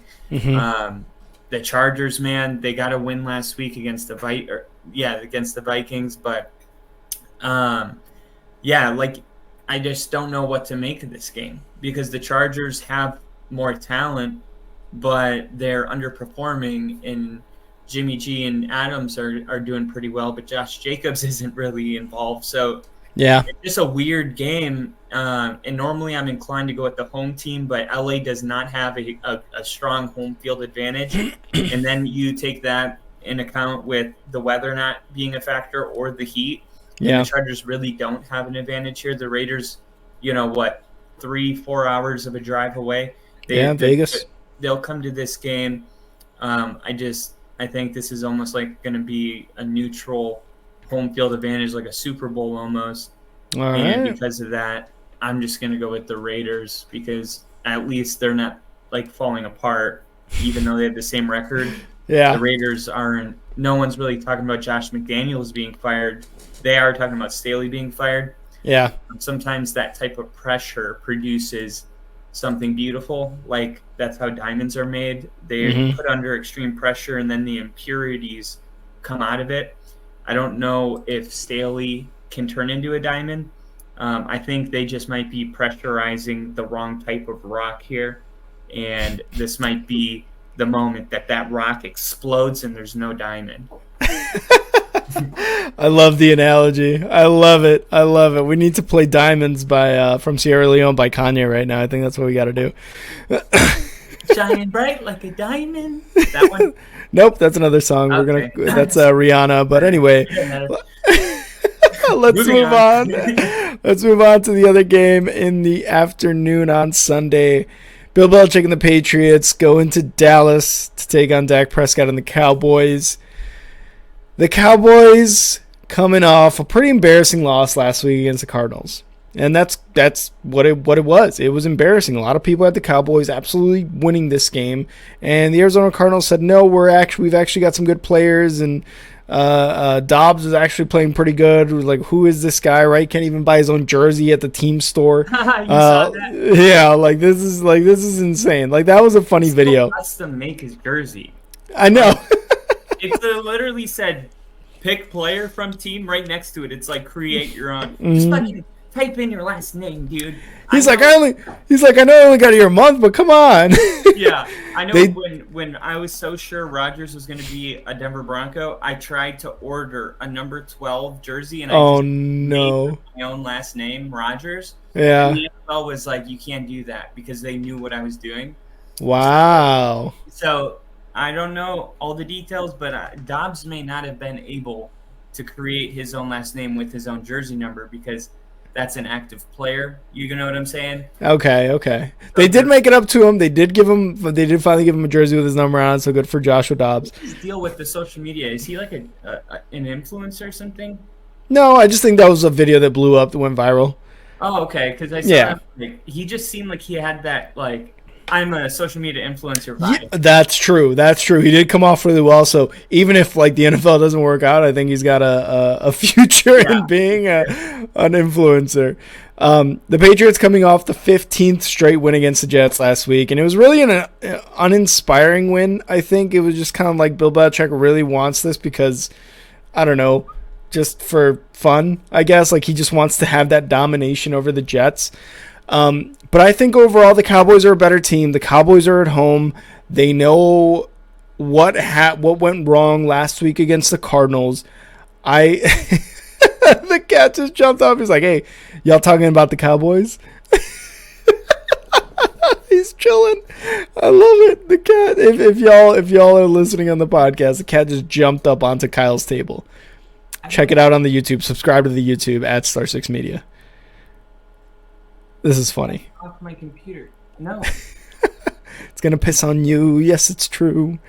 The Cowboys, again, better overall team. They realized what happened last week. They kind of went into Arizona, and I think we talked about this with the Ravens and the Colts. It was one of those trap games, right, where it was like, oh, we're supposed to win this game, but at the end of the day, like something happened, as the cat's tail just blocks the camera. And I think it's just going to be one of those games where the Cowboys get, we talk about get right games a couple times so far this week in week 4. I think it's going to happen to the Cowboys against the Patriots. They're going to get right against the Patriots, and Bill Belichick is going to take a loss. One of my week 1 predictions was Bill Belichick was going to be on the hot seat after that loss. Did not happen. I didn't want to be a dick, but now you got the whole world tilted upside down. Move your tail. You do. This is hilarious. I hope you guys are watching on YouTube. This is hilarious. Oh my god. Didn't like me. Now it's like, oh, I want your attention because you're paying attention to sports. Like, how dare you not pay attention to me? I know how cats are. I've got cats, dude. They're assholes. They are assholes. Steve is saying, I think Bill stumps their offense. We know he studied that last game. I disagree. I think the Cowboys and Mike McCarthy come over and take that dub. I think the Cowboys are going to win this game. Yeah, so back on track. The way I look at this game is New England's 1-2, but they're probably the best 1-2 team in the league. Yep. I think that defense is for real. So the Cowboys don't see Mark McCarthy being able to put up 40 or anything like that. I think this is going to be a close game. Just it's two really good teams. Really? Okay. Right now, Cowboys at 6.5. Just you expect them to bounce back after that Cardinals game. I get it, but yeah. I mean, they kind of showed us. Like I don't think the Patriots would have lost like that to the Cardinals. So because of that, yeah, it's a lot of upsets. But I'm gonna go with the Patriots. What? It's a weird season. Come on. You're dog shit. That's a dog shit pick. What are you talking about? The Patriots are doing well. That's a dog shit pick. Okay, Oh my let me just say, god. week 1, The Patriots were literally he was out of bounds. They said his foot was out of bounds. That was 4th down. The Patriots were gonna win that game against the Dolphins. They were that close to beating the Dolphins. And then so you take that out and they could be 2-1, and that's a really good team. It's just I don't see how anybody could be so confident. Like, yeah, the Cowboys beat the shit out of the Giants, but the Giants don't look like a good team right now. I'm sorry, Bill, but it doesn't seem that impressive. It seemed very impressive week 1. Yeah. But then week 2, it was a little less impressive because we found out the Giants were just really struggling. They struggled in Arizona. They were down like 21 points to the Cardinals. So part of me is like, maybe the Cardinals aren't a terrible team. Dobbs guy, maybe they found something there. So I don't want to overreact to be like, oh, because the Cowboys lost to the Cardinals, I'm going with the Patriots. It's not that. It's just the Patriots to me have been more consistent. I feel like I know what I'm going to get with the Patriots. Yeah. But when it comes to the Cowboys, it's a roller coaster, and you're just hoping that you're in the right time at the right place whenever you pick the Cowboys. I'm going to go with the more consistent team here. Bill Belichick, he's going to come into this game prepared. They're going to do it the Patriot way. They're going to do their job. And everyone's going to be like, oh, what's going on with the Cowboys? Is McCarthy on the hot seat? No, Patriots are good, and they're capable of beating this team. I'm going to say something that I don't know how you're going to take it, but I don't know how a lot of people are going to take it. You're a fucking idiot. Yeah, first of all, no. I'm out on Bill Belichick as this smart head coach. I'm out. Tom Brady was the reason he won those Super Bowls. You're out? I'm out on Bill Belichick. What is defense? Look, for a long time, right? Like, we thought Bill Belichick was this guy. He would give anecdotes in press conferences about what a minutia thing meant to the NFL, how it came to be, blah, blah, blah. We would see pictures of him standing in the rain watching some undrafted college player from some unknown small D3 school practice and everything, and we were like, oh my God, Bill Belichick knows something the other coaches don't. Oh, Bill Belichick. Oh yeah, Tom Brady. The rain. Like, yeah, I none of that worked out. That guy was in the NFL, I think, for maybe a day, like an hour. He had a cup of coffee and got out of the NFL. Bill Belichick with Mac Jones. Maybe the talent's not there with Mac Jones. Maybe the talent wasn't there with Cam Newton. I don't know. Obviously, the talent wasn't there with, Jimmy G's been getting paid a lot of money, but he hasn't really performed. He's never won the Super Bowl. Matt Castle got a lot of money in Kansas City. Jacoby Brissett has gotten a lot of starting jobs, but has eventually been turned into the backup. Bill Belichick is a guy who needed Tom Brady. He is someone who needed Tom Brady. At the end of the day, you look at this, and yes, we have hindsight, right? Like, I have hindsight to build my case off of this. I wouldn't be saying this in Tom Brady's last year, Like, but they didn't have Bill O'Brien, and they were overtasked last year. Now there's an actual offensive coordinator in the room, and Bill O'Brien, when you look at his track record of what he did, remember that 2020 season with Watson that I went over, almost 5,000 passing yards, 33 touchdowns, 7 interceptions. Yeah, Bill O'Brien was running that shit. So I do think that this is a different team. I'm not going to hold, the last couple weird seasons against them. Yeah, it's like trending in a way where if the Patriots don't right the ship, Belichick's on the hot seat at the end of the year. Very awkward because his family is on the staff and all of that stuff. Yeah, it is. I just wanted to say that because like I'm out on him. I'm out on this aura around him. He's some amazing Hall of Fame head coach. Without Tom Brady, he would be nothing. I think it's very fair to say that. Without Tom Brady, could just decisions. I mean, even like early in his career playing Denver on Sunday night, I remember a game where he gave up a safety on his own so he could kick the ball off to them, call 3 timeouts, then get the ball punted to him to win by a field goal. And then nobody at that point had ever thought about doing that. When it comes to clock management, situational football, like the fundamentals, those are all the boring things that don't really matter when you're not scoring points. But if Bill O'Brien bring the deep play and bring like that splash back to this defense, and then they can hold on to those fundamentals and have a good offensive line and run the football, then all of a sudden this team is much more complete. I think right now Dallas, you got, if you're doing the power rankings, they're in your top 10 maybe, where the Patriots are maybe around 14, 13, maybe even 15. But this is definitely within their reach, I think. But I understand what you're saying, and I think even Rusty, the Patriots fan that I interviewed, Rusty's a huge Patriot fan, and he's with you where it's like, this is their season to kind of right the ship. But I just think they're better than their record right now, and I do think they've already started fixing things that haven't they're fixing issues that have been existing since Brady left. We just haven't kind of seen we're still crossing the bridge. We're not on the other side of it yet. If that makes sense. That's fair. I just wanted to get that out there because that's just kind of what I'm thinking. But you're taking the Patriots. I'm taking the Cowboys in this one. Let's move on to the final afternoon game on Sunday. We have the Cardinals going to San Francisco to take on the 49ers. Cardinals all day.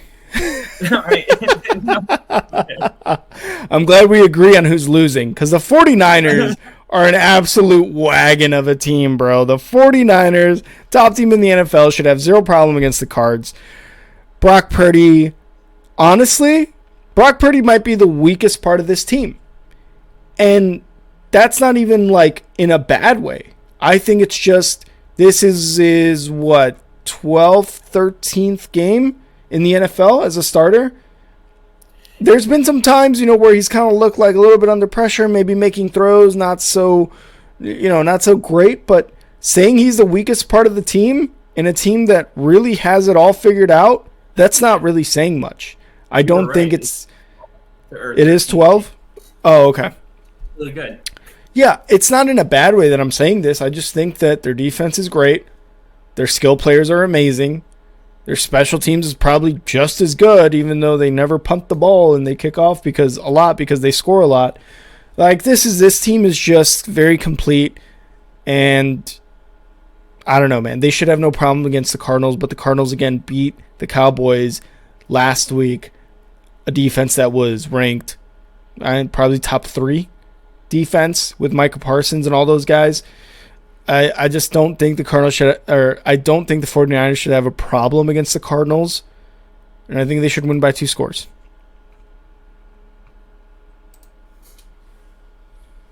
All right. Did we not learn anything from last week? The Cardinals being double-digit underdogs playing the Cowboys. Cowboys, yeah. DraftKings didn't, because 14-point favorites are the 49ers against this Cardinals team. Wow. You got to feel disrespected if you're a Cardinals fan. Coming off a big win, everyone's basically chalking it up to a bad day at the office for the Cowboys. But I mean, let's not forget, Dobbs has done, a pretty good job. Not great, but he's definitely kind of come in and done what he's been asked to do. James Conner's still on the team. James Conner's still on the team, so I'm going to go with the 49ers as well. But I would do, 14 points. That's such you can't. It's the NFL. If you were talking from a perspective of betting, I would do the Cardinals plus 14. I think they can keep it within 2 touchdowns. But the 49ers are too good to even consider, picking the Cardinals. But we thought the Cowboys were too. So yeah. That's true. And the Chiefs were minus 12.5 against the Bears. And I mean, they easily beat that. That's fine. But shit happens like this. Vegas is onto something. Vegas is usually onto something, but you're right. The NFL does not work into what Vegas always says, so we'll see how that one goes. But I'm taking the 49ers. Let's move on to the final game, Sunday Night Football. The Chiefs. Bum, bum, bum, bum. All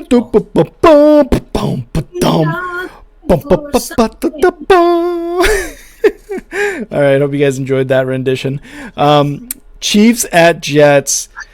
This would have been great. This would have been great. This would have been really good. And I'm sure a lot of people are asking why are the Chiefs and Jets on Sunday Night Football. They made this game well before those four plays into the first game for the Jets. It was going to be an amazing matchup between Rodgers and Mahomes, assuming that both of these teams were going to go into this game with winning records. Obviously, the Chiefs 2-1, Jets 1-2. They had that win against who was it? The Bills, right? The Bills. They beat the Bills, I think, week 1. Right. Yeah. So they stole a win. Zach Wilson is not the answer quarterback. These guys are a dumpster fire. The defense is still good, but even they're underperforming a little bit. They just see what this offense isn't doing. Zach Wilson is garbage, man. Zach Wilson is hot garbage. Robert Salah might be on the hot seat soon. And I thought... Oh, no. I know, but let's be honest, though, because he's like, hey, we have a better chance of winning with Zach Wilson at quarterback, and everyone is saying no. Even Zach Wilson's play is saying no. Granted, he knows the playbook, he knows the team, but he is just not doing anything with this team. The Chiefs coming off an amazing win against the Bears, a team they should have beat, the Taylor Swift game with Travis Kelce scoring a touchdown, getting right. I think the Chiefs going to New York into the Jets Stadium, they kill them. I think they kill them. I think this is a killing. Yeah, it's weird because we just heard Salah talk. I don't know where I heard it. It's one of those where it's just in your subconscious somewhere, but you don't know where you saw it. But he was talking about without having Aaron Rodgers, this defense has the ability to be elite, right? And that's what it was going to take. When you look at that Buffalo game, the reason they were able to steal a win was because they had 3 turnovers and the defense didn't give up a single point in the second half. Looking at the up to week 4 now, you're looking at this team. They're 20th, ranked 20th in yards per game.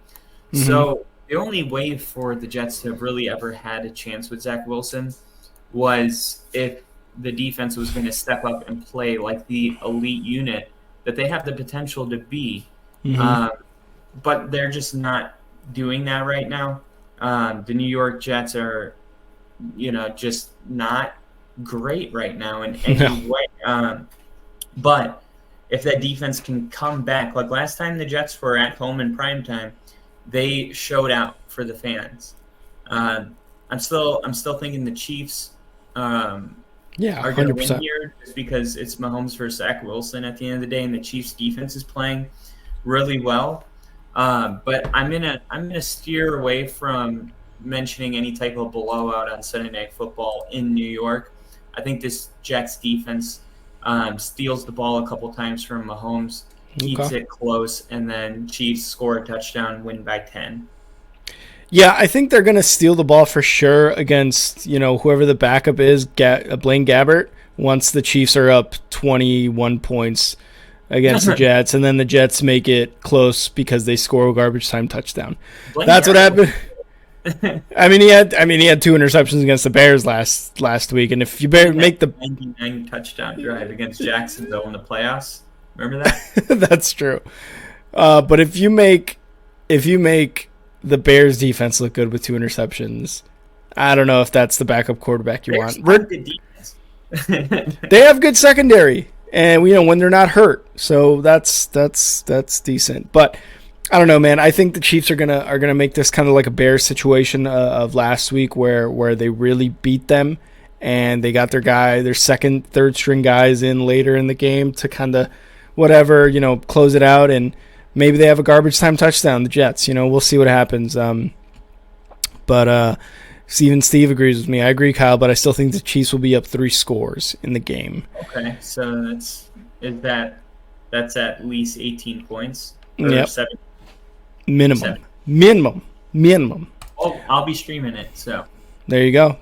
Is Mahomes fit for this game? I know he had a slight ankle injury. I think he is. He came back into the game in the Bears game, and he was fine. So I don't really see a problem with it. Yeah, he's the Toradol is a hell of a drug. He likes to fake his injuries so that he gets more credit. Remember the Super Bowl where he's the Super Bowl, baby, Super Bowl. He ran like 20 miles an hour for 40 yards, and then stood up and pretended to limp again. They baptized him in some Toradol, and he was fine. Flu game. Stop it. Even Jordan's flu game was due to pizza or whatever. Anyway, Richard, what's up, my dude? I am so sorry about the Bears. Thank you. I appreciate that. Go check out Big League Chicago on YouTube and see my reaction to that. It's pretty funny. They poisoned Michael Jordan. What'd you say? Last Dance. Yeah. Documentary. They talk about Michael Jordan was poisoned before that game. Yeah. See, there you go. I'm saying, shit's crazy. So let's poison Patrick Mahomes. No, I know you hate him because he's in your division. I get it. That was like me with Aaron Rodgers, but Mahomes isn't going anywhere. He gets weak. Maybe this is a back and forth game. Let's move into Monday Night Football to close off Week 4. We have the Seahawks going into Jersey to take on the Giants. The Seahawks are a good team.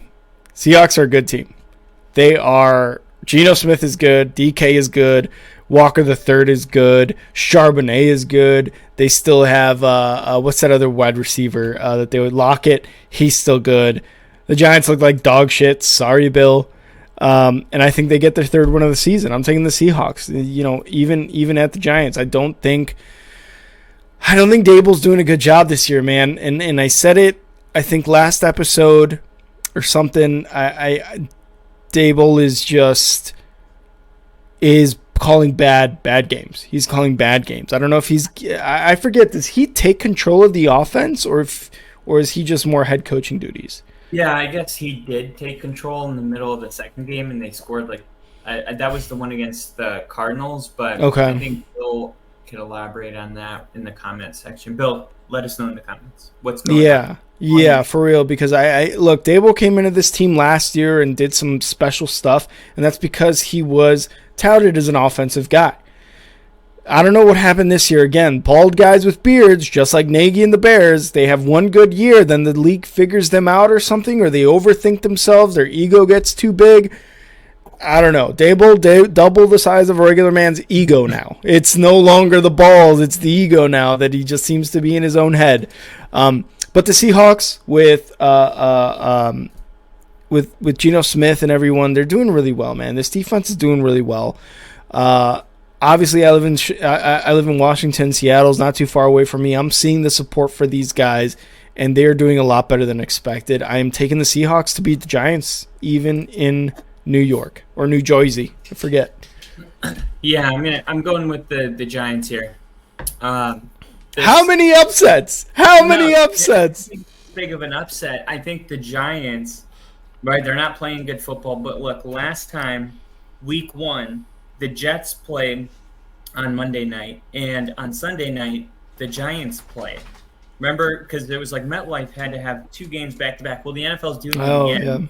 Yeah. The Jets are playing Sunday night, and now the Giants are playing Monday night. So back-to-back primetime slots. But this time, the Giants on Monday night instead of Sunday night. I think that's going to turn the events here. The opposite will happen. So the Giants will win big, and the Jets will lose big. That's what you guys predicted, right? So we're just going to flip it. Giants upset the Seahawks on the road. I really do think so, that for real. Seahawks are really good. But when you look at the Seahawks, these are kind of the games that they lose. They'll win, the games that and then they drop one on primetime to the Giants, and then life goes on for both these teams, and we're equally confused next week. I kind of am just going to go with the team that's at home in front of their own fans. Dabble going to want to turn this around. He's going to bring his best team out. I mean, we thought that on Sunday night against the Cowboys, but he was embarrassed.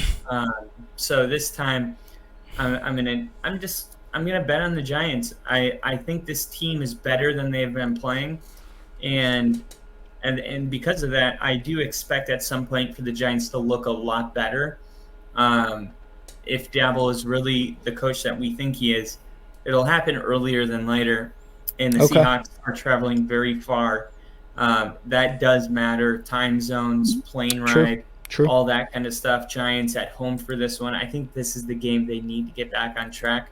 I'm going to take the Giants +3 to win. Giants +3. All right. Obviously, Kyle and I, I came into the season, 3 weeks late, so we're not keeping score on our picks so far. Oh, have you? Yeah, you've only gotten one game right this season. The Broncos game. Oh my god. Oh my god.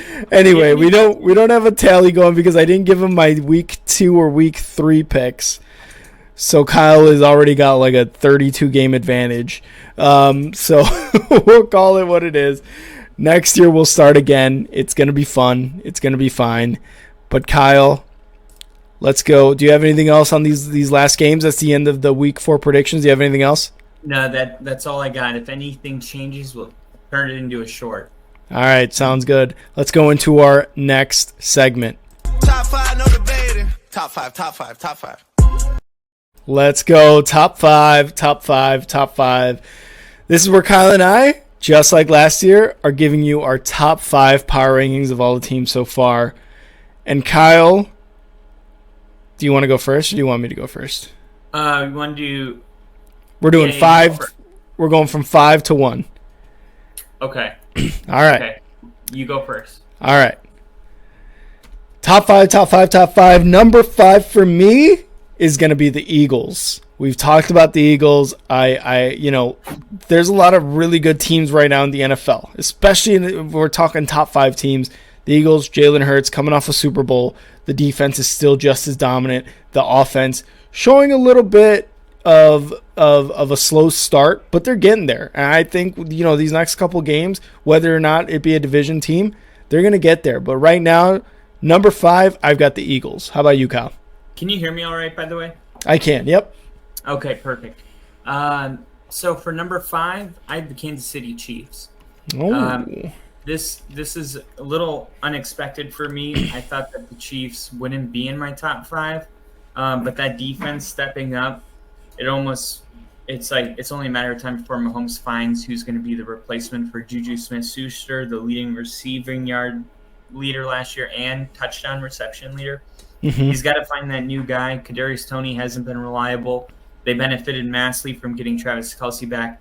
They're going to find that guy one way or another, and this defense is keeping them in the games. The Chiefs have a chance to win any game on their schedule, no matter who they play, because of that. So you got to have a team like that in your top 5. Sounds good. All right, so I've got the Eagles at 5. Kyle's got the Chiefs at 5. Kyle, who do you have at number 4? At number 4, I actually have the Philadelphia Eagles. Woo! So I think the Eagles are playing really, different style, right? They're running the ball a lot. Mm-hmm. To me, it's not a bad thing. Like I said, I think a team that can run the football, play defense, and have the best offensive line in the league is going to be in almost every single game. I like the Eagles. I would like to see those explosive plays more. Yeah. And that's the only thing keeping them from being higher. But I wouldn't overthink it. The Eagles could move up to number 2 or number 3 by just having a couple splash plays this week. Sounds good. Maybe get AJ Brown the ball more. He's on my fantasy team. No, don't do that. Number 4, I've got the Bills at number 4. The Bills again. I'm gonna keep saying it, man. I said at the beginning, preseason, I was like, you know what? They're gonna come in second in the division. Their window seems to be closed, and that I think from a lot of people across the league, analysts, media, whatever, seems to have sparked something in the Bills. They lost week 1, sure, against a Jets team that maybe they should have really beat. They should be 3-0 right now, really, when you think about it. But these last 2 games have just been like, oh yeah, the Bills are actually really good, right? Like we all thought the window was closed. No, it's not. It's still very much wide open for the Bills, and the Bills absolutely think so.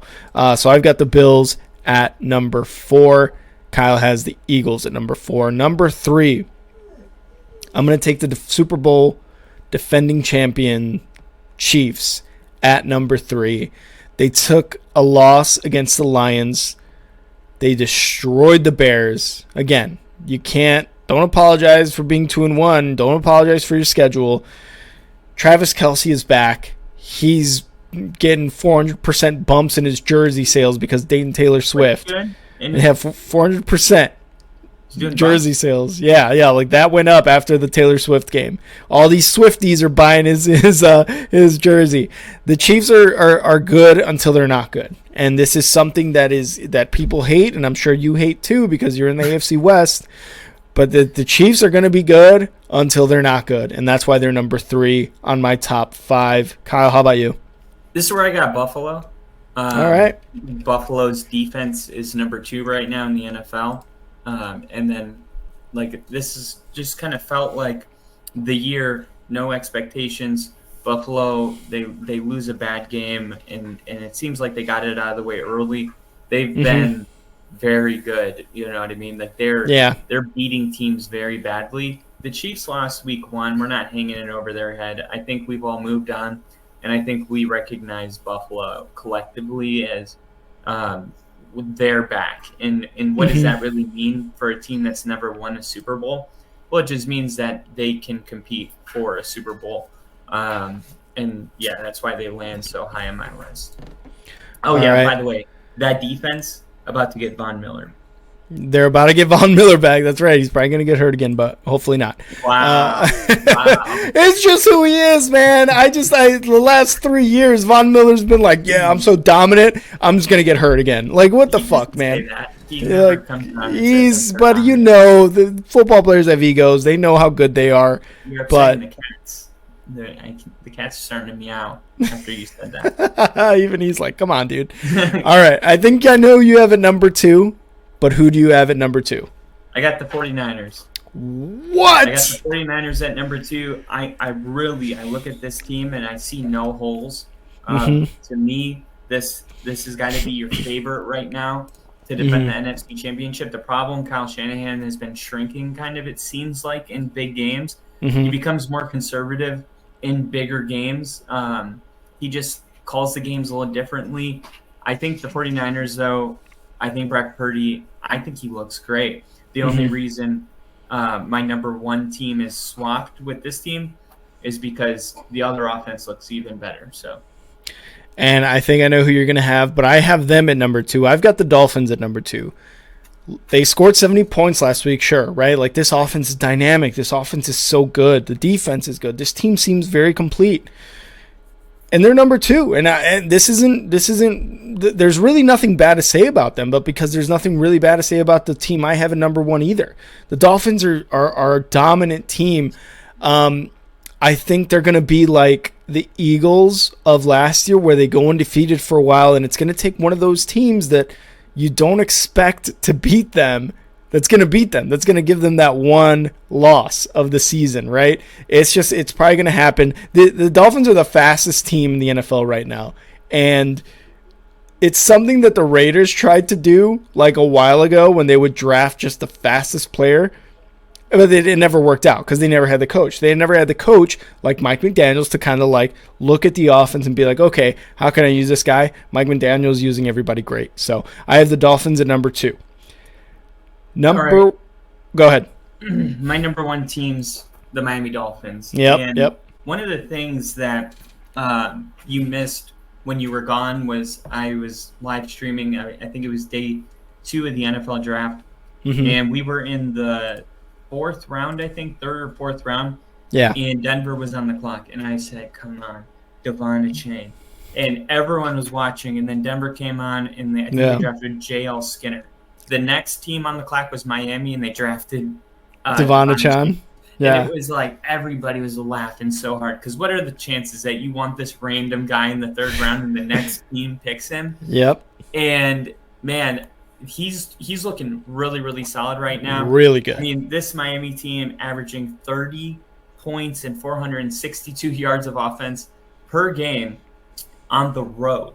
Right? So imagine what they could do at home because that was their home opener. But 70 points and 726 yards is ridiculous. They didn't have Jalen Waddle on the field. New England did hold Miami to 389 yards and 24 points. We talked about it earlier when they played the New England Patriots.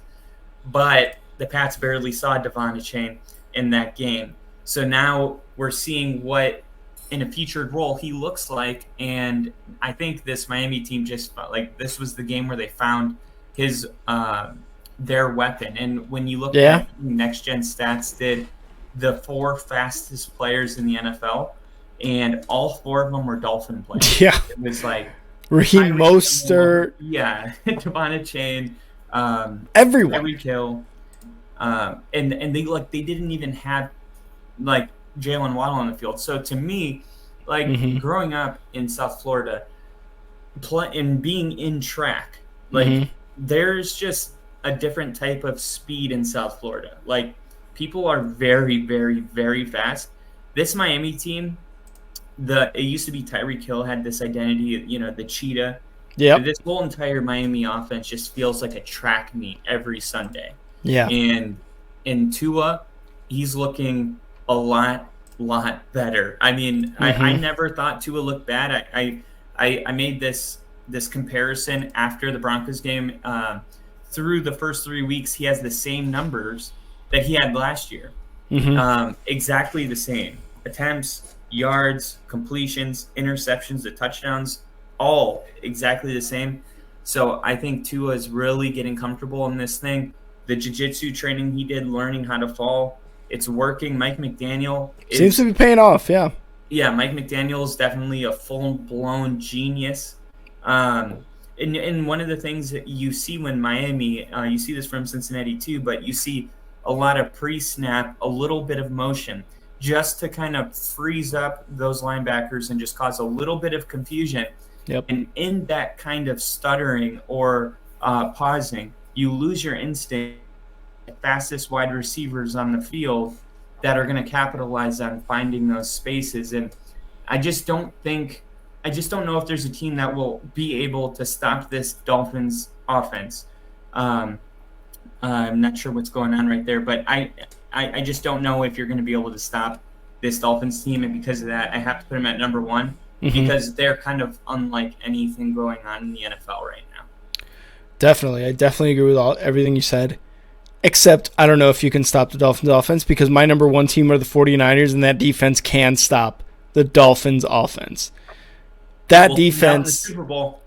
We'll find out in the Super Bowl because, yes, 100%. I can see both of these teams meeting in the Super Bowl. I love the Chiefs. I love the Eagles. They were in the Super Bowl last year, but the NFL is one of the major leagues in U.S. sports that has the highest turnover in playoff teams, I guess is what you would say. Year in, year out, there's different teams in, there's different teams out. Obviously, you have like the Patriots who are always in it, the Colts who are always in it, the Chiefs now, the Philadelphia Eagles, Bills, teams like that are always in it. But they have the highest turnover of teams. So I think in the Super Bowl, it'll be these two guys. These two teams, as long as they continue to do what they do, the 49ers with their defense and their offense working the way it has been, it's going to be very tough to beat the 49ers. Both of these teams are undefeated for a reason. I just think the 49ers have the better defense right now. You ask me who I want a quarterback, whether Tua or Brock Purdy, I'm taking Tua, 100%. A lot of their skill players probably taking more of the ones from Miami, Tyreek, Jalen Waddle, but San Francisco and Shanahan know what's going on, man. They know how to make this kitty purr, and they are fucking making it purr hard. Wow, I like that. Yeah, they I know. don't know They why, know. but it did something. Are you aroused? You said it. Kyle is so aroused right now. I work 60% of the time every time. I have quick. 49ers are number one for me though. I want to see if the Dolphins schedule really quick. If they're playing the 49ers this year. Ooh, that would be a game. So they're playing Buffalo, and then the Giants and the Panthers, and then the Eagles, Patriots, then the Chiefs, Seymour, then the Raiders, Jets, Commanders, Titans, Jets, Cowboys, Ravens, and the Bills. Bills, yeah. They do not play the 49ers. It might have to be a Super Bowl thing. It might have to be a Super Bowl thing, but I'll tell you this, October 22nd at 7:20 p.m., that's, to me, October 22nd, that sounds like Monday Night Football. Let me see if it's Thursday Night Football. October 22nd is Sunday Night Football. Sunday night against the Eagles. Eagles, I'm telling you. Yeah. This team right here, this might be 7-0 versus 7-0. Woo! Kyle's already calling it. That's what I do. That's what I do. If you call enough things, you'll be right about some of it. I'm gonna have so many fucking takes, and one of them's got to be right. All right. Well, that was our top five, and why not? Let's just play the video one more time. Top 5, no debating. Top 5. There you go. Thank you guys so much for joining us. We're a little over 2 hours right now into the stream. Thank you guys so much for joining us. We got Thursday Night Football tomorrow. Obviously, follow us at Star6 Media on Instagram, YouTube, TikTok, Twitch, and Facebook, and at _Star6 Media on Twitter or X, whatever you want to call it. I think I'm going to keep calling it Twitter. I tried, and I can't. I can't do it either. But go check us out on all those platforms. Obviously, catch our live streams Mondays, Wednesdays. We're back to the regular Monday, Wednesdays, and then Kyle's gonna do Only Football with Kyle whenever he can. And then obviously we're gonna do live streams of the games too. So come join us for that as well. Up to the top left of your screen, you can support us there using that QR code. It's been a while since we used that, but we're going to try to set up a little bit, something more of on a monthly basis to help us out. Try to get like new cameras, try to get you guys more content. We're going to see if we could bring on another person onto the podcast, maybe like break up the bromance that Kyle and I are having. Started. Can we have some time together before we... We're gonna have a conjugal visit, if you will. But yeah, for sure. My oil change too, so just 5,000 miles on. Jesus Christ, Kyle, can we talk about this later? Jesus. Again, thank you guys so much for the welcoming comments. For myself, again, I've been gone for a bit, but I'm very happy to be back talking football, talking with Kyle, doing this show. But yeah, that is the show for today. Kyle, you know what I'm asking for. You know what I need. I need the chives. All right, the chives.